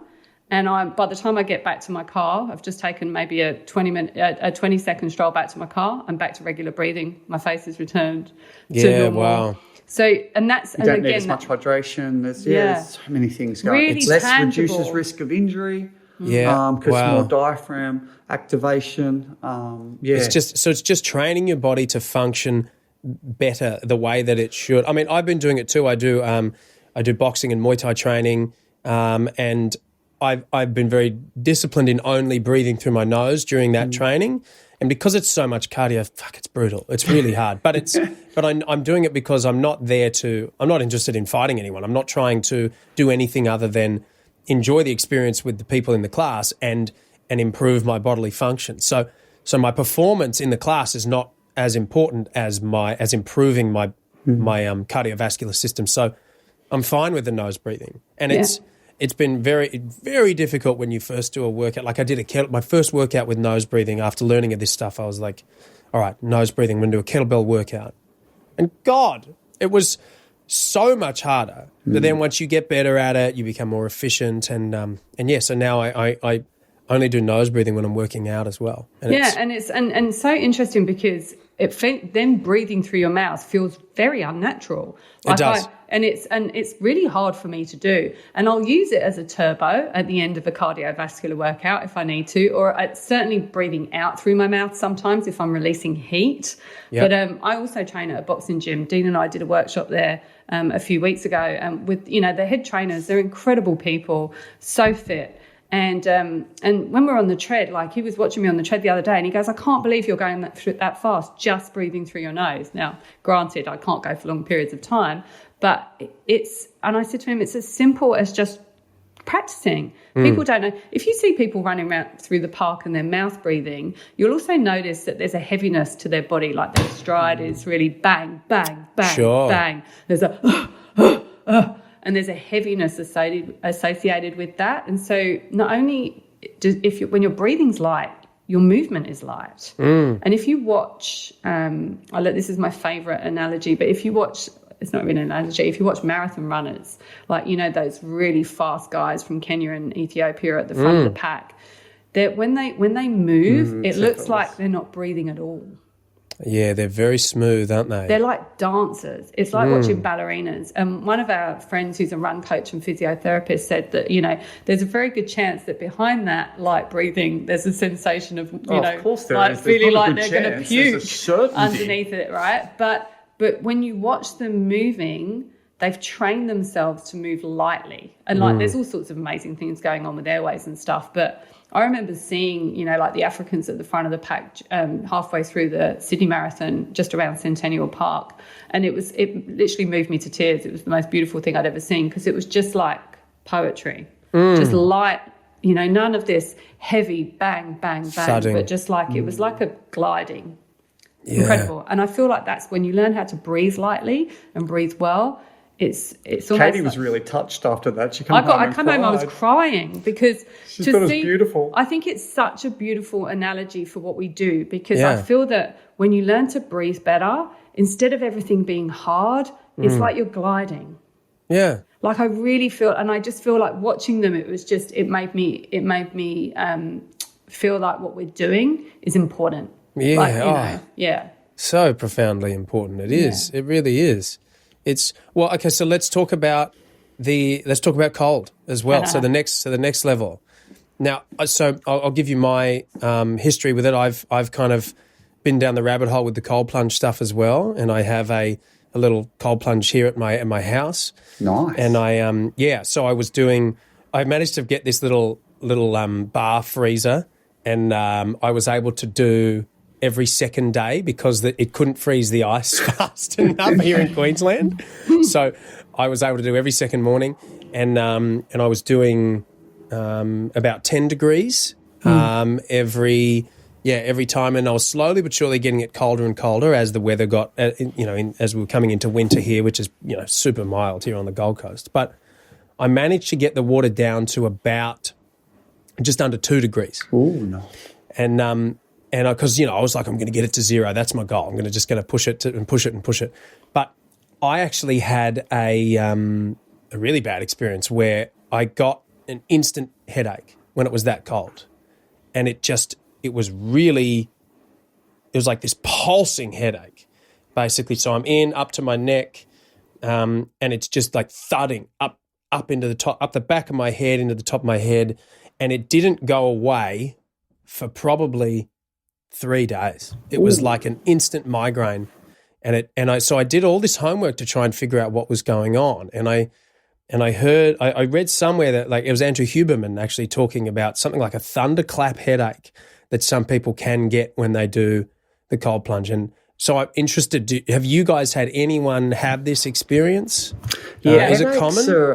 It's not common. Severe. We've had a couple of really severe headaches. Where people have gone to seek medical attention. Now, in saying that, we've put, you know, well over 10,000 people through cold therapy. And I always suspect, you know, potentially you don't know what else is going on in their life. You know, we've got them for sometimes 2 to 3 hours. The cold compresses the muscles, and particularly those blood vessels around the back of the neck. So, again, you know, not exactly sure what's going on, and with poor posture sometimes could contribute to it. The type of breathing you did before you've got in it. I wasn't doing any nose breathing, but at this point, I hadn't learned about the Buteyko oxygen advantage at that point. So this was pre that, and I haven't actually done a cold plunge since, because it really, you know, shook you. It did. I'm definitely keen to get back in. I mean, I think from exactly what you just said, that was what I learned, and that was the same. That was basically the information that I could learn about it. Is it's just too much vasodilation, constriction, and I just pushed it too far. So tell me, what do you really? How cold does it need to be? Like I mean, I was probably just doing the testosterone thing and going, I'm going to get it as cold as possible. But what temperature does it need to be to get benefits? Yeah, good question. So we like it under 5 because under sort of 4 or 5 degrees, it initiates that gasping reflex where people want to get in there. So we want to educate people about stress. And we've talked about a lot of the stuff we talk about in workshops today. We want people to understand those stress responses, and we want people to be able to influence them with nasal breathing. We like it down under 5 degrees, but it doesn't have to be. It doesn't have to be anything that cold. that's sub 15 degrees is considered cold therapy. Yeah, so anything sub 15 degrees. And so, but to your point, right, so you were like, how cold should it be? How long should I do it for? So obviously the colder it is, the shorter the periods that, are required, right? Because the increase of the hormetic stressor. And right. And so for people, so let's just go back to migraines and headaches. If people are already living with migraines and severe headaches, we do tell our coaches that it's a contraindication and they really should get medical clearance from a doctor. That's not to say that they shouldn't do it, but they're probably more prone to the experience that you had, where there'll be any type of vasoconstriction in the blood vessels is going to affect the head, right? So with those people, if they are comfortable doing the ice bath and they have already spoken to a professional and they feel comfortable, we would probably have them in for slightly less time and probably won't get them quite so deep on the first go, just to make sure that they feel okay. And then if they feel okay after a minute or so, then we can get them a little bit deeper. So, and that's the importance of having an ice bath coach, because when you talk to somebody about what's going on in your life, we're able to then coach you appropriately and progress you. And I think that the breathing is very important. So if you think about, we try and slow people down a lot before they get in the ice, right? So there's none of this bravado. The reason for that is because the body itself is moving into this like heightened sense of stress. So which is a good thing. Which is a good thing. We want the body to do that, because remember what we're trying to do in a controlled circumstance is shock it a little bit, right? Yeah. But, so that it grows stronger. Yeah. Fully. But what we also want to do is make sure that we're not, getting the cortisol so high that it stops being a hormetic stress. So what we have to do is we have to get people in this calm state, and we practice the breathing so that basically the body and the mind knows what to do when they're in the And they know what's going on, right? So they know what's going on. So they can apply this to their life, so they can take it away. And if they're cut off in traffic or someone pushes them over the edge, they can feel that stress response and hopefully come back to some of the tips and tricks that we've shared with them, and potentially they're continuing to practice. Yeah, well, and that's something that I learned from doing it, is if you can regulate your mind and your emotional state when you are in very cold water. And how do you do that? Well, breathing and observing, being able to see and feel what's happening. And so at the time I was doing slow mouth breaths. Okay. Because that's what I'd seen on Wim Hof. Wim's a big... Yeah, but I did know that it was... And that's quite controversial at the moment. So I did hear there's a few people have been quite injured from that. Yeah. So I think that's what we're doing. I mean, like we're very grateful to Wim for putting any type of breathing and cold therapy on the map. It's been life changing for so many people, and he's a terrific guy. The challenge that you have is that not everybody is as fit and as understanding of the method as Wim is. And so the importance of having somebody coach you through this, which seems ludicrous, right? It's like, who needs help just to, I remember when we started our ice bath coaching certification, people would go, what are you going to teach us how to put ice in a bucket? Like, what are you going to teach us?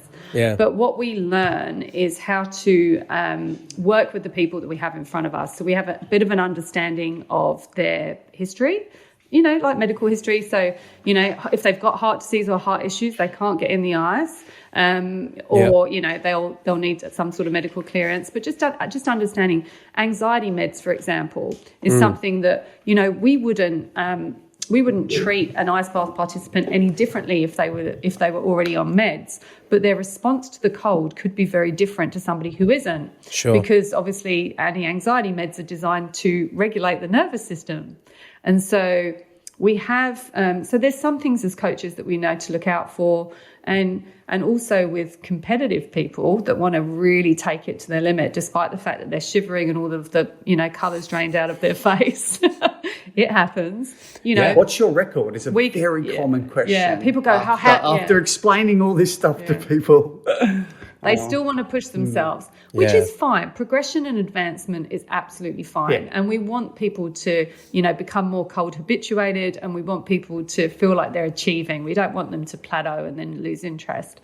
But you need to do it under guidance, and you need to start really slowly, because this is, it's a hormetic. It needs to be a hormetic stress, and we need to keep it in that hormesis. Yeah, I'm a perfect example of that. I wasn't doing it under guidance. I was doing it under. I was doing it on my own, and I worked my way up to or down to that temperature, but I didn't have anyone to tell me what was going on, because actually when it got to about 5 degrees, I did get a headache, but it went away. And then I just kept pushing it and got it colder and colder, and then so under 2 degrees, and it was just like instant headaches. Like, I've never had a migraine and I don't get headaches. So I don't know what happened, but I'm really keen to get back into it, and I'll just keep it at like 10 degrees, you know, because it's still going to give me benefits. And I miss the discipline of doing it, being able, first thing in the morning, go do something hard, and then I feel good about myself and about my life, because of I've already achieved that, and it's 7 o'clock. The rest of the day is going to be easy. Now you're nose breathing, though, there's a really good chance that you might be fine, and so you'll be able to work your way back down into temperatures, and you understand a lot more about it, right? So you'll be able to go. So most people won't have a problem. To Dean's point, we've put tens of thousands of people through ice baths, and we rarely see any adverse reactions at all. Oh, that's great. Yeah. So it's relatively safe. Yeah. There are a couple of groups where we want to screen. We want to discuss and understand medications. Any serious illness. We discuss people with epilepsy. Generally, you wouldn't recommend them to swim, but under a supervised condition, we think it would actually be really beneficial. And again, there's some data that we've read to support this. Yeah. The thing that you'll see, the bad press that we see, because what we don't want is this modality to get bad press, right? Because that just gives the people that are against these types of healthy options a reason to push against us. So what you would have seen, with the bad press around WIM and the breathing, is that they're in open water. Yeah. So they're in lakes, they're in rivers, they're in the ocean. That's, if anything happens, if you're in open water and you can't touch the bottom and you're not with anybody else, duh. So, if you're in an ice bath, you can't go any lower. There's very few things that can happen, particularly if you're accompanied by someone. Yeah. So that's what we should. Yeah. So people have, I think, somewhere between 10 and 20 people have died doing the Wim Hof method. These people, from as far as I understand and know, because I'm a certified Wim Hof instructor, these people weren't with trained instructors, and what they've done is reckless, and I can't, there is some footage of Wim potentially misguiding people. They've done the breath work and then hold their breath underwater. This is what in open water? In the bath or in the pool by themselves. So when you do the Wim Hof breathing, it's almost the opposite to functional breathing. You're over breathing, and it takes away your inclination to breathe. The instructors were never trained or would never guide people to do it that way. Katy and I never recommend people to do it this way. So we don't exactly know what's happened with these deaths. I believe Wim should address it, or the Wim Hof people should address it more. Complicated big business, they haven't done it. These are most likely the way people have died is being reckless. So what we guide is very safe, very controlled. As we've talked about, this understanding of hormetic stress and incremental overload is the way to go. Yeah, well, so I started with this, with doing the Wim Hof stuff and doing the. And we love it. We love Wim stuff. Well, but it was more the breathing that I was doing, because, and let me be completely honest, it was because I was, I'd done quite a bit of, well, not quite a bit, but I'd done psychedelics. I'd done mushrooms a few times and completely changed my life. And I think I did them in a relatively responsible manner. I was not interested in getting fucked up or partying. I was doing them in an environment of exploration with loved ones that I trust, and was doing it to do on an inward journey. And and it's profoundly changed my life for the better. Yeah, wow. And so the things that I learned about myself and about my place in the world, it's so deep I could talk for days about it. Well, we're going to tap into you about that as well on another call. Yeah. Okay, great. Yeah. Well, but so I learned, I got to the point with the psychedelic work where basically the psychedelics were telling me, stop coming here. You need to, you are not welcome here anymore. You need to do the work in your own life. We've taught you what we can teach you. Stop coming here. So I was searching for that kind of experience without taking psychedelics. And I learned that doing the Wim Hof breathing, you could have a DMT type experience. Yeah. So, but it's like just straight up hyperventilating, basically breathing as fast and as deep as you can. What do they call it? The holotropic breath work. And so I did a few... Do you know the background of holotropic breathwork? No, school me. So they were working, Dr. Stanislav Grof and his partner were working with psychotic patients in America in the 1960s using LSD and getting great results. And the government stopped it. And so he looked for a method to get people into those states without LSD. Without LSD, and they come up with holotropic breathwork. And they've done tens of thousands, and there's books and documents, again, all on fast breathing, very safe. Because there was a period of time when psychedelics and marijuana were used to treat people within the medical profession. But of course, because I think, and I don't know this as a fact, but I think that there's a problem with licensing natural substances. And so no pharmaceutical company can make money from it. You can't own it. You can't own it. And the same thing with like mushrooms. Yeah. You go out to a paddock at the right time of year and it's growing out of cow shit. Yeah.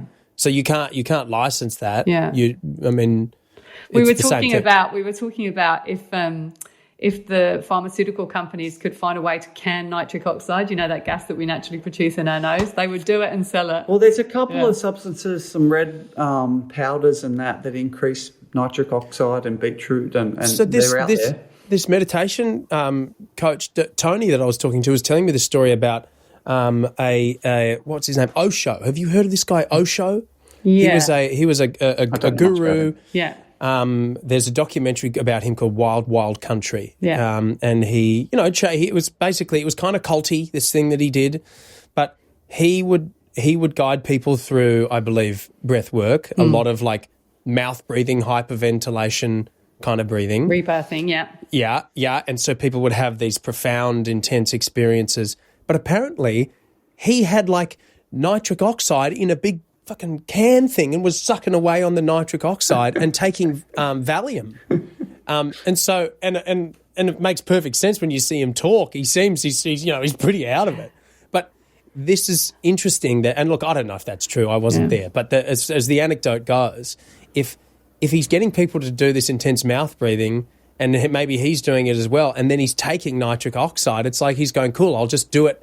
I'll just put that in separately so I don't have to regulate it myself, which is, it's a pretty interesting story. I don't know how true it is. But. Oh, yeah. Well, I don't doubt that I think that people get to a point in their power situation where they'll do whatever they can to hang on to it. But it's very interesting. But I think the breathwork business, often holotropic breathing and to your point, that superventilation that's quite intense that can lead to very beautiful psychedelic experiences in safe environments is something that we were talking to a group of people yesterday at our ice bath, and they said they kind of got a little bit addicted to it, that they were regularly doing this superventilation practice to try and chase that high. Dean and I have moved away from, what we want to do is sort of really introduce people to breathing techniques, not just superventilation, but slow breathing practices, fast breathing practices, most of which are steeped in yoga and in ancient Indian. The pranayama, in ancient, all of these practices. And Wim Hof's a yogi, right? So all of these practices have been sitting in the sort of energetic and spiritual realm for quite some time because they had proven results. Yeah. And all we've done is really just adapt them a little bit for modern existence. And so what we're doing now is we spend a little bit more time just introducing people to different tools and techniques and telling them what they can expect, whether they can expect to upregulate. If we keep it really simple, you've got fast breathing, upregulates, you've got slow breathing, downregulates, knowing when to use it and training the body to, where possible, move in and out of those stress responses by itself. And that's really all we're doing. Breathwork and cold therapy and hot therapy to train the nervous system to manage it themselves, or to support you influencing and managing your stress. That's it. Yeah, that's brilliant. That makes a lot of sense, to be able to use them use it as a tool, and there's different applications that you can use it for. They seem to be a sauna and heat therapy seems to be having a revival, particularly down here in Sydney. There's these sort of hot cold therapy places opening all over the place, and I love to. I've got 2 saunas. Cool. You can mimic the effects of exercise. So for people that maybe can't exercise for whatever reason, they can get some benefits from exercising by getting either in the cold plunge or getting a sweat up in a sauna. So I'd love to get I want to get a sauna set up here. Your wife should definitely check in with me and then have a little look at her future. Because there'll be all the toys in the backyard. Yeah, there'll be hot tubs and cold tubs. Hot tubs, cold absolutely. plunges. Like the rest of the house needs renovating, but as long as you've got all your little hormonic stresses. But, well, she's smart because we're doing the kitchen now, so she's gotten ahead on that one. Yeah, but that's what you've got to do. The sauna's coming in next. Yeah. But it's but honestly, like when we first started, really frothing about this type of stuff and realizing how, and it's been, really important to Dean's own health and mine, to a degree. And so when we started doing this, I was a bit resistant. We don't need a 12-man sauna in our teeny little backyard, babe. We don't need, we didn't even need an infrared sauna when we got it. He was taking infrared saunas. He was taking like cupboard doors off and to try and fit it in, and he's no handyman. But honestly, now I review where we've come from and where we are. I have to pay them. They've been hugely beneficial, and we've been able to, particularly when we were in lockdown, we were able to support people during that with their mental health, and also giving the people that weren't vaccinated or weren't allowed to go to places a place to come. And so we feel very, so I'm very grateful to him for that. But it's, we don't want people to think that we're not fun and we're really boring. We haven't gone full. We had some fun. We do have fun. I used to have a couple of beers on Friday and, just scatter around and get home on Sunday. But I just don't want to do that anymore. We like going to bed early. We get up early. We seize the day. We get sunlight directly into our eyes. We walk the dogs. We do yoga. We like to train. Our friends come over and use our sauna. That's what we do for a good time. Yeah, and as your priorities shift, you just like for me personally, I feel better about my life when I'm doing those things, kind of like we talked about before, when I'm getting earned pleasure. When I feel an endorphin rush because I've just done a 45-minute workout. Yeah, but I think it makes you. Do you feel like you're more present with your daughter? Absolutely. And also, we have 4 kids, and we feel like, despite the fact that they probably reject every single thing that we advise them around, we do feel that we're setting a really good example about how to live well. They do repeat some of the stuff. And they do repeat some of the stuff. And we kind of, there's I'm no spring chicken. I'm 50. Dean's a little bit younger than me. But I don't feel like I don't feel like 50-year-olds when I was young were in the condition that I am today. I really do feel like, when I was young, when you were 50, they still say, you can move into a retirement home now when you're 55 or something. And it's ludicrous to me, right? Because that was when you had to be taken care of pretty much. Yeah. And now I feel that, we're empowering a whole generation to look after themselves well, to avoid the system. I believe that if you're healthy, you should never have to go and visit a doctor. Only if you break your arm or something. I believe that as well. And so what we really want is to try and relieve the system. I feel like we're doing a very good government job by preventing people having to lean on services that are obviously in so desperate need of support. So, you know, we feel that when people come here and they come off their meds and they, you know, and their panic attacks are reduced, then they're, you know, we're lifting the burden on the system a lot. So, yeah. You're a hero. I'm a hero. I'm a bloody hero. Yeah. Australian of the year. Lives. Technically, yeah, you're the British Australian of the year. We need to get you a cape. Yeah. I mean, it's just I just can't understand why everyone isn't talking about this. Well, I can understand it, but it just seems like it's very strange to go my whole life and be told one thing and have these problems that never go away, and to ask questions. You know, I would always ask questions like, I understand you're explaining what asthma is, but why do I have asthma? Why do I have this?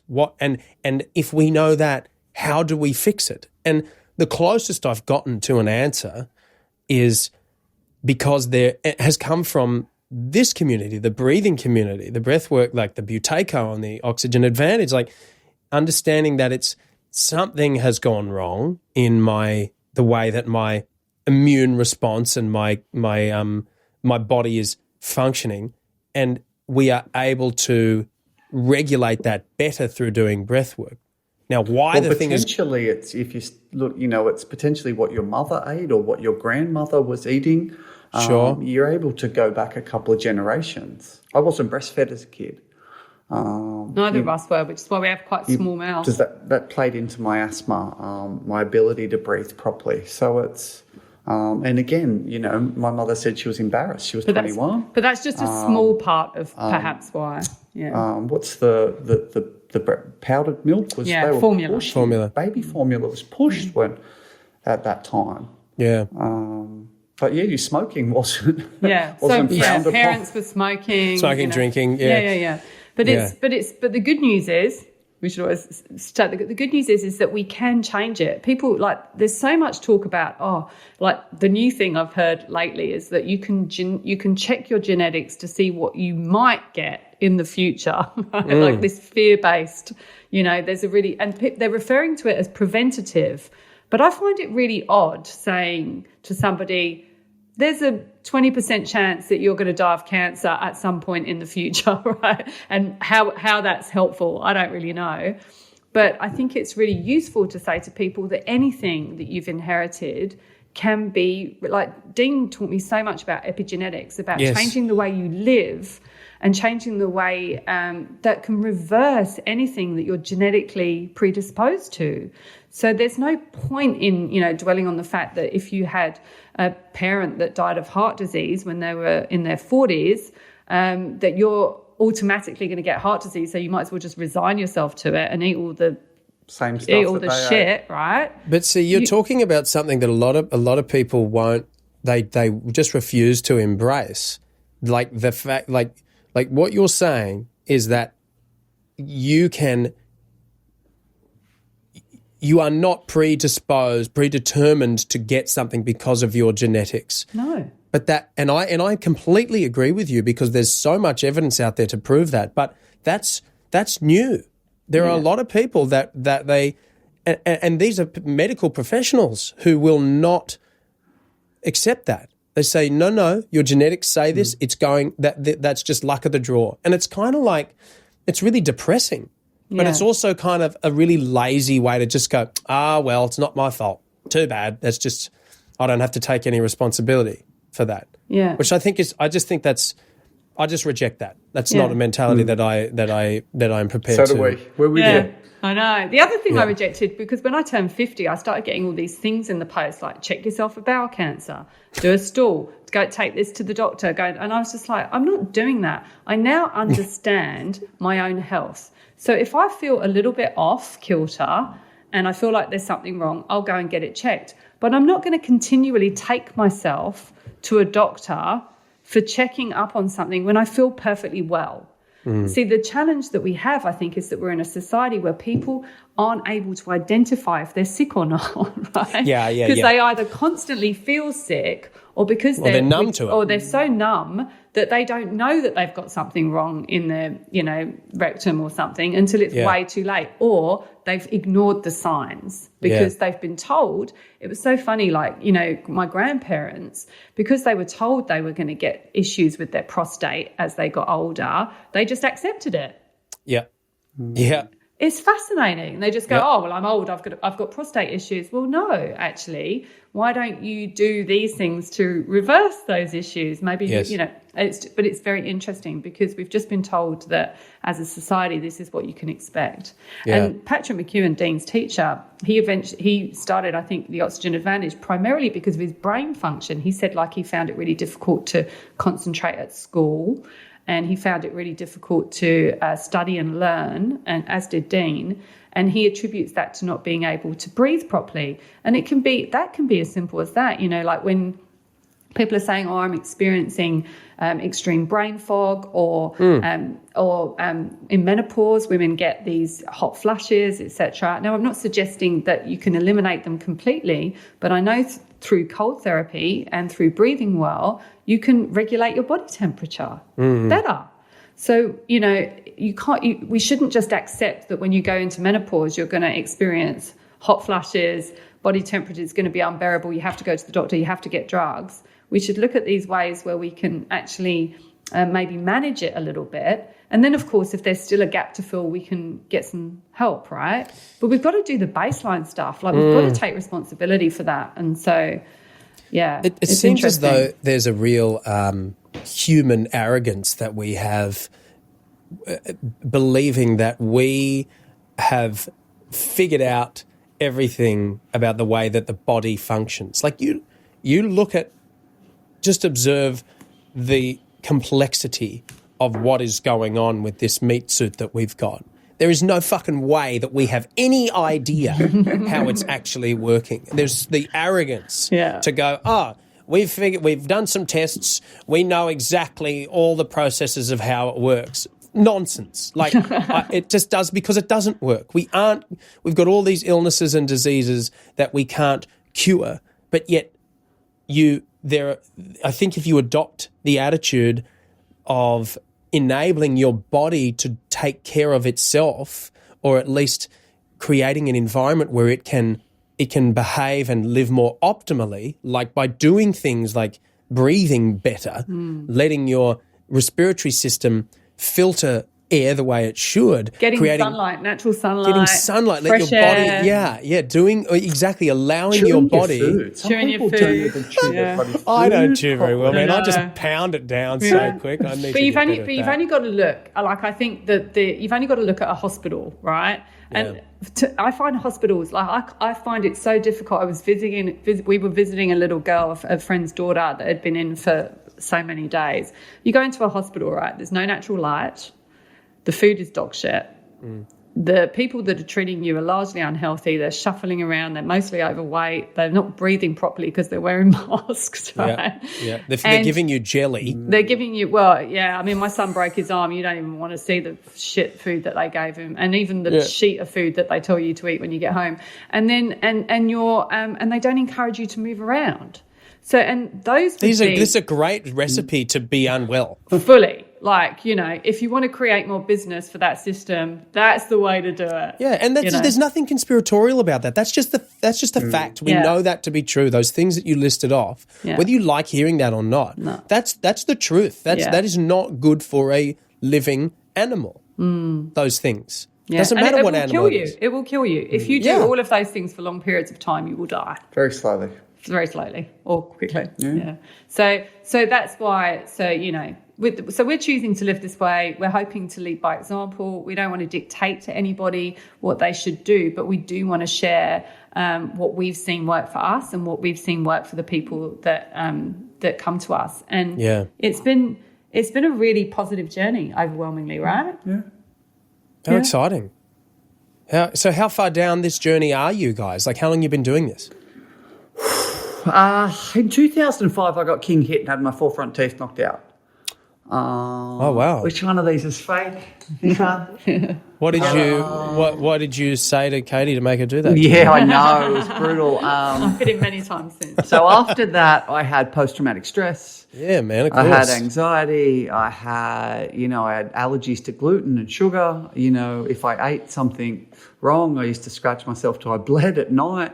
You could pretty say life wasn't going well. Oh, it really shook you. And then I He's really sensitive. I ended up, worst day of my life, ended up being, the biggest education piece for me ever. I ended up learning about my own body. I ended up with a guy called Aaron McKenzie, who was a Paul Chek practitioner. I don't know if you've heard of Paul Chek. Yeah. And who I eventually studied under and, did you really? About the Western A Price. Yeah, so the holistic lifestyle coaching was what I did in about 2010. And when Paul, huge Californian health guru, he looked at the way people think, the way people breathe, the way they hydrate, the water that they drink, the way they eat, what they eat and what they ate. And then before he looks at the way they move. So when he trains someone, he's looking at all those things before he even looks at the way they move as a trainer. And of course, the way they sleep. So I started to sort of teach people to breathe a little bit differently and look at what I was eating back then. It took me a couple of years to sort of find all that stuff out and study it. So I've been on the bus for a while now. He's really way ahead of his time. Like Dean's, when we first got together, I was quite amazed at how much he knew before it became popular, right? And it's so because when we first started teaching together, I mean, I come from a yoga background. I teach yoga, so I was kind of on the bus with the sort of like the spiritual, energetic side of things. So it wasn't super weird to me about how interested he was in things that were a little outside the mainstream. But he lives and breathes based on this accident that he had, this traumatic incident that he had, and can sometimes, it can sometimes be challenging. Yeah, hard work. There's no doubt about it. Because he's very diligent. You talk about discipline, Mark. He is diligent about what he puts in his body, how he moves, when he moves, how he responds to stuff. Not as anal now, and anal's probably the word, but back then, Mark, if I did something wrong, as I said, I'd scratch myself till I bled. I knew my body was hypersensitive. If I did something wrong, my body was like, fuck you. Yeah. And then I'm like, okay, I'm not doing this. And I desperately wanted my health back. So I'm a plumber by trade. I'm a lifeguard, personal trainer. And if my body wasn't working, I've got no opportunities in my life to work. Yeah. And earn an income. So this was a very, very stressful an existential time in my problem. life. Yeah. So I had to get this thing moving again. Yeah. And I was prepared to sacrifice and do all the work. Yeah. He's really disciplined. As a person, he's very disciplined. He's competitive and he wants to get the best from himself. And I think and not everybody feels like that. I'm the opposite to that. I want to take the quick route to success wherever possible. Right? So it's been interesting when we've been together to try and find ways to engage with both of those types of personalities, because it really is a case of, when you're coaching and when you're teaching people, being able to share experiences, but also to adapt those to whoever you're working with.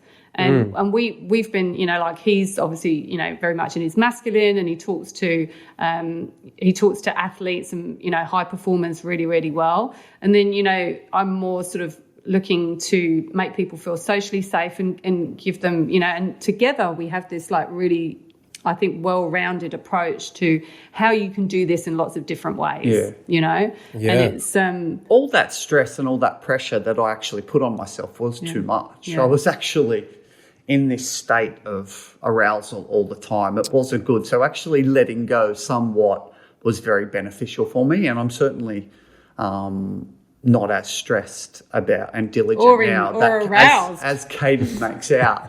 But the discipline that I had, and I was extremely disciplined, I think was part of my journey, and I'm really grateful for that. And it's hard to know exactly what some people need. Some people definitely need that discipline. What an interesting blessing. What a tough way to find that blessing for you through a Well, I traumatic certainly event. wouldn't be here right now if that didn't happen. No. So. Wow. And you know what's really and I think again, because at the time when nobody else was doing it, it was like proper woo woo and weird what he was doing.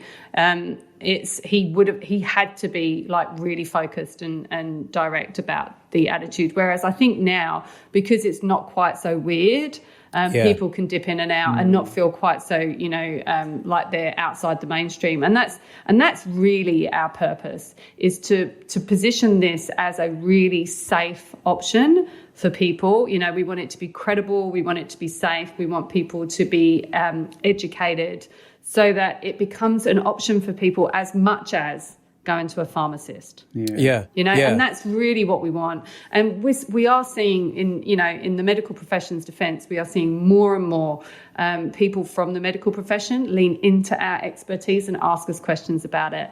And because to your point, they're not getting told. Well, they're just not taught it, right? They don't know. Yeah. You don't know what you don't know. Yeah. And I didn't know before. I didn't know. Yeah, and that's got to be it's a tough journey for us, and we aren't in the medical profession to be able to embrace that and go, hang on, I've been told this my whole life. It's not working, but I want it to work because the people that the authorities that I trust are telling me that this is how it should work, but it's not.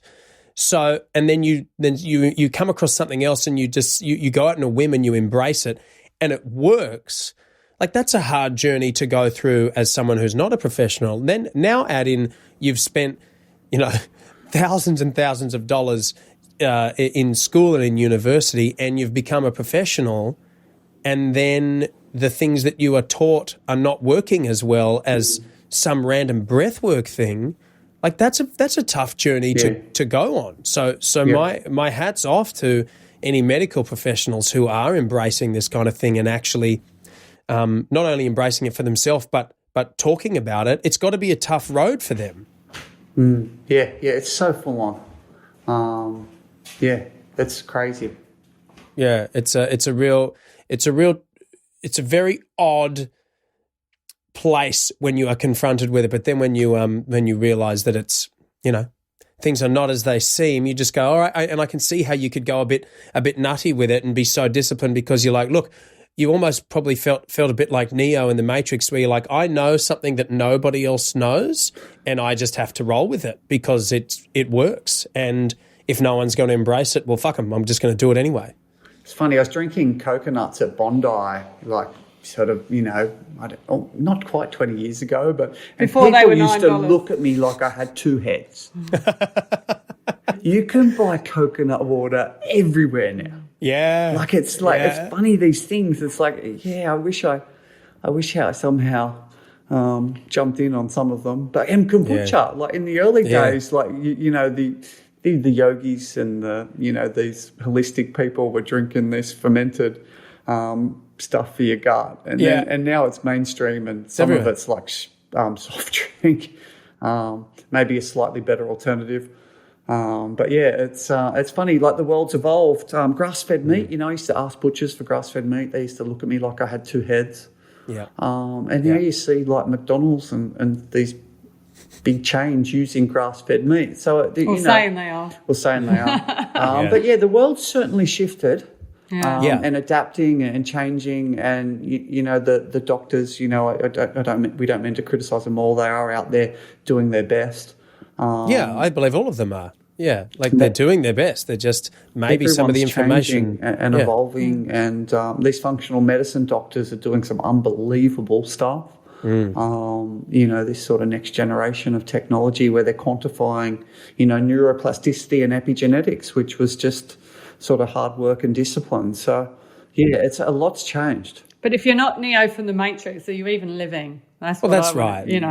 That's who wants to follow the crowd? Yeah. So we're constantly looking for new ways to get outside the box. Yeah, and me too. It's a fun adventure, right? You get to meet we meet brilliant people every single day, and we seem to have, for the most part, eliminated toxic people for the most part. They're not going to hang around too long because it's very threatening. Yeah. If you can't be dragged down, then it's very confronting to your own demons if you are around people who are confronting theirs. Yeah. It can be very challenging. So it Well, I it think makes they say they've got a problem for every solution. yeah, and that's just you're just going to clash too much. Eventually you're not going to be in each other's lives anymore. And that can be lonely. It can be really lonely, but yeah. How's your voice, by the way? Good? It's good now. So interestingly, I've had I've been just doing too many gigs and a bit of a vocal fatigue, and I don't know if it's actually coming from the nose breathing or what it is, but just kind of learning how to breathe properly. I don't think I've been doing enough using my diaphragm to breathe, and I've had to figure out how to manage my instrument a little better. But yeah, been doing too many gigs. But I took a month off, so I'm in a much better place now. The voice is feeling great and strong. I don't have to take the asthma medication, which is wonderful, and getting the hang of implementing proper use of my diaphragm. It's always it's an endless journey learning how to do this. But yeah, it feels good. Excellent. Yeah, guys, this has been an exceptionally informational podcast. I really appreciate you guys having a chat with me. Where can people find you? There's lots of ways. Power of the Breath, we sort of is my Instagram. Katy's got her own Instagram, Yoga Pod. We've been doing cool corporate work, speaking. We've been coaching ice baths. That's ice bath coaches, which has been something that's been exceptional for us because we saw people doing this modality wrong and we were quite concerned. So we've provided education for people there. The best place, everything's on Dean's website. So it's deanogladstone.com. Yep. And he also has an app. So if anybody's interested in just doing some very, level 1 breathwork exercises, there's a free part on the app. So if they want to download the app onto the phone and just lay down and just move into that parasympathetic nervous system, that's free. And then of course you can get some of the other breathing exercises if you want. But Dean's website, so it will have lots of information, some of his previous podcasts, but we love to hear from people. We would love to hear from people that have got anything that's even different to what we've said today, because like we said, we learn as much from the people that we come into contact with as we do from our teachers. And we love being able to share what's working for people. So definitely get in touch, come to our ice baths. You're in Sydney, right? You're in the eastern suburbs. Yeah. Heaps of people ice bathing in Sydney now. That's huge. Oh, yeah. So if you do want to meet a life partner, come round to our house on a Wednesday night for the community class. There's some young hotties getting in and out of the sauna. Yeah, well, it's great. You have the opportunity to meet people in their swimmers, but you have to go through some hormetic stress to get there. That's exactly right. So that's the price of entry. Yeah, that's right. And also, it's a really good reason to try and get through it and look as cool as you can while you're doing it. Don't give me anything other than your Instagram face. I don't want to see it. Yeah. Brilliant. Yeah. Oh, guys, this has been awesome. Thanks so much. Thanks. It was so nice to meet you. Yeah, likewise. All right, guys. Cheers. Buddy. Bye.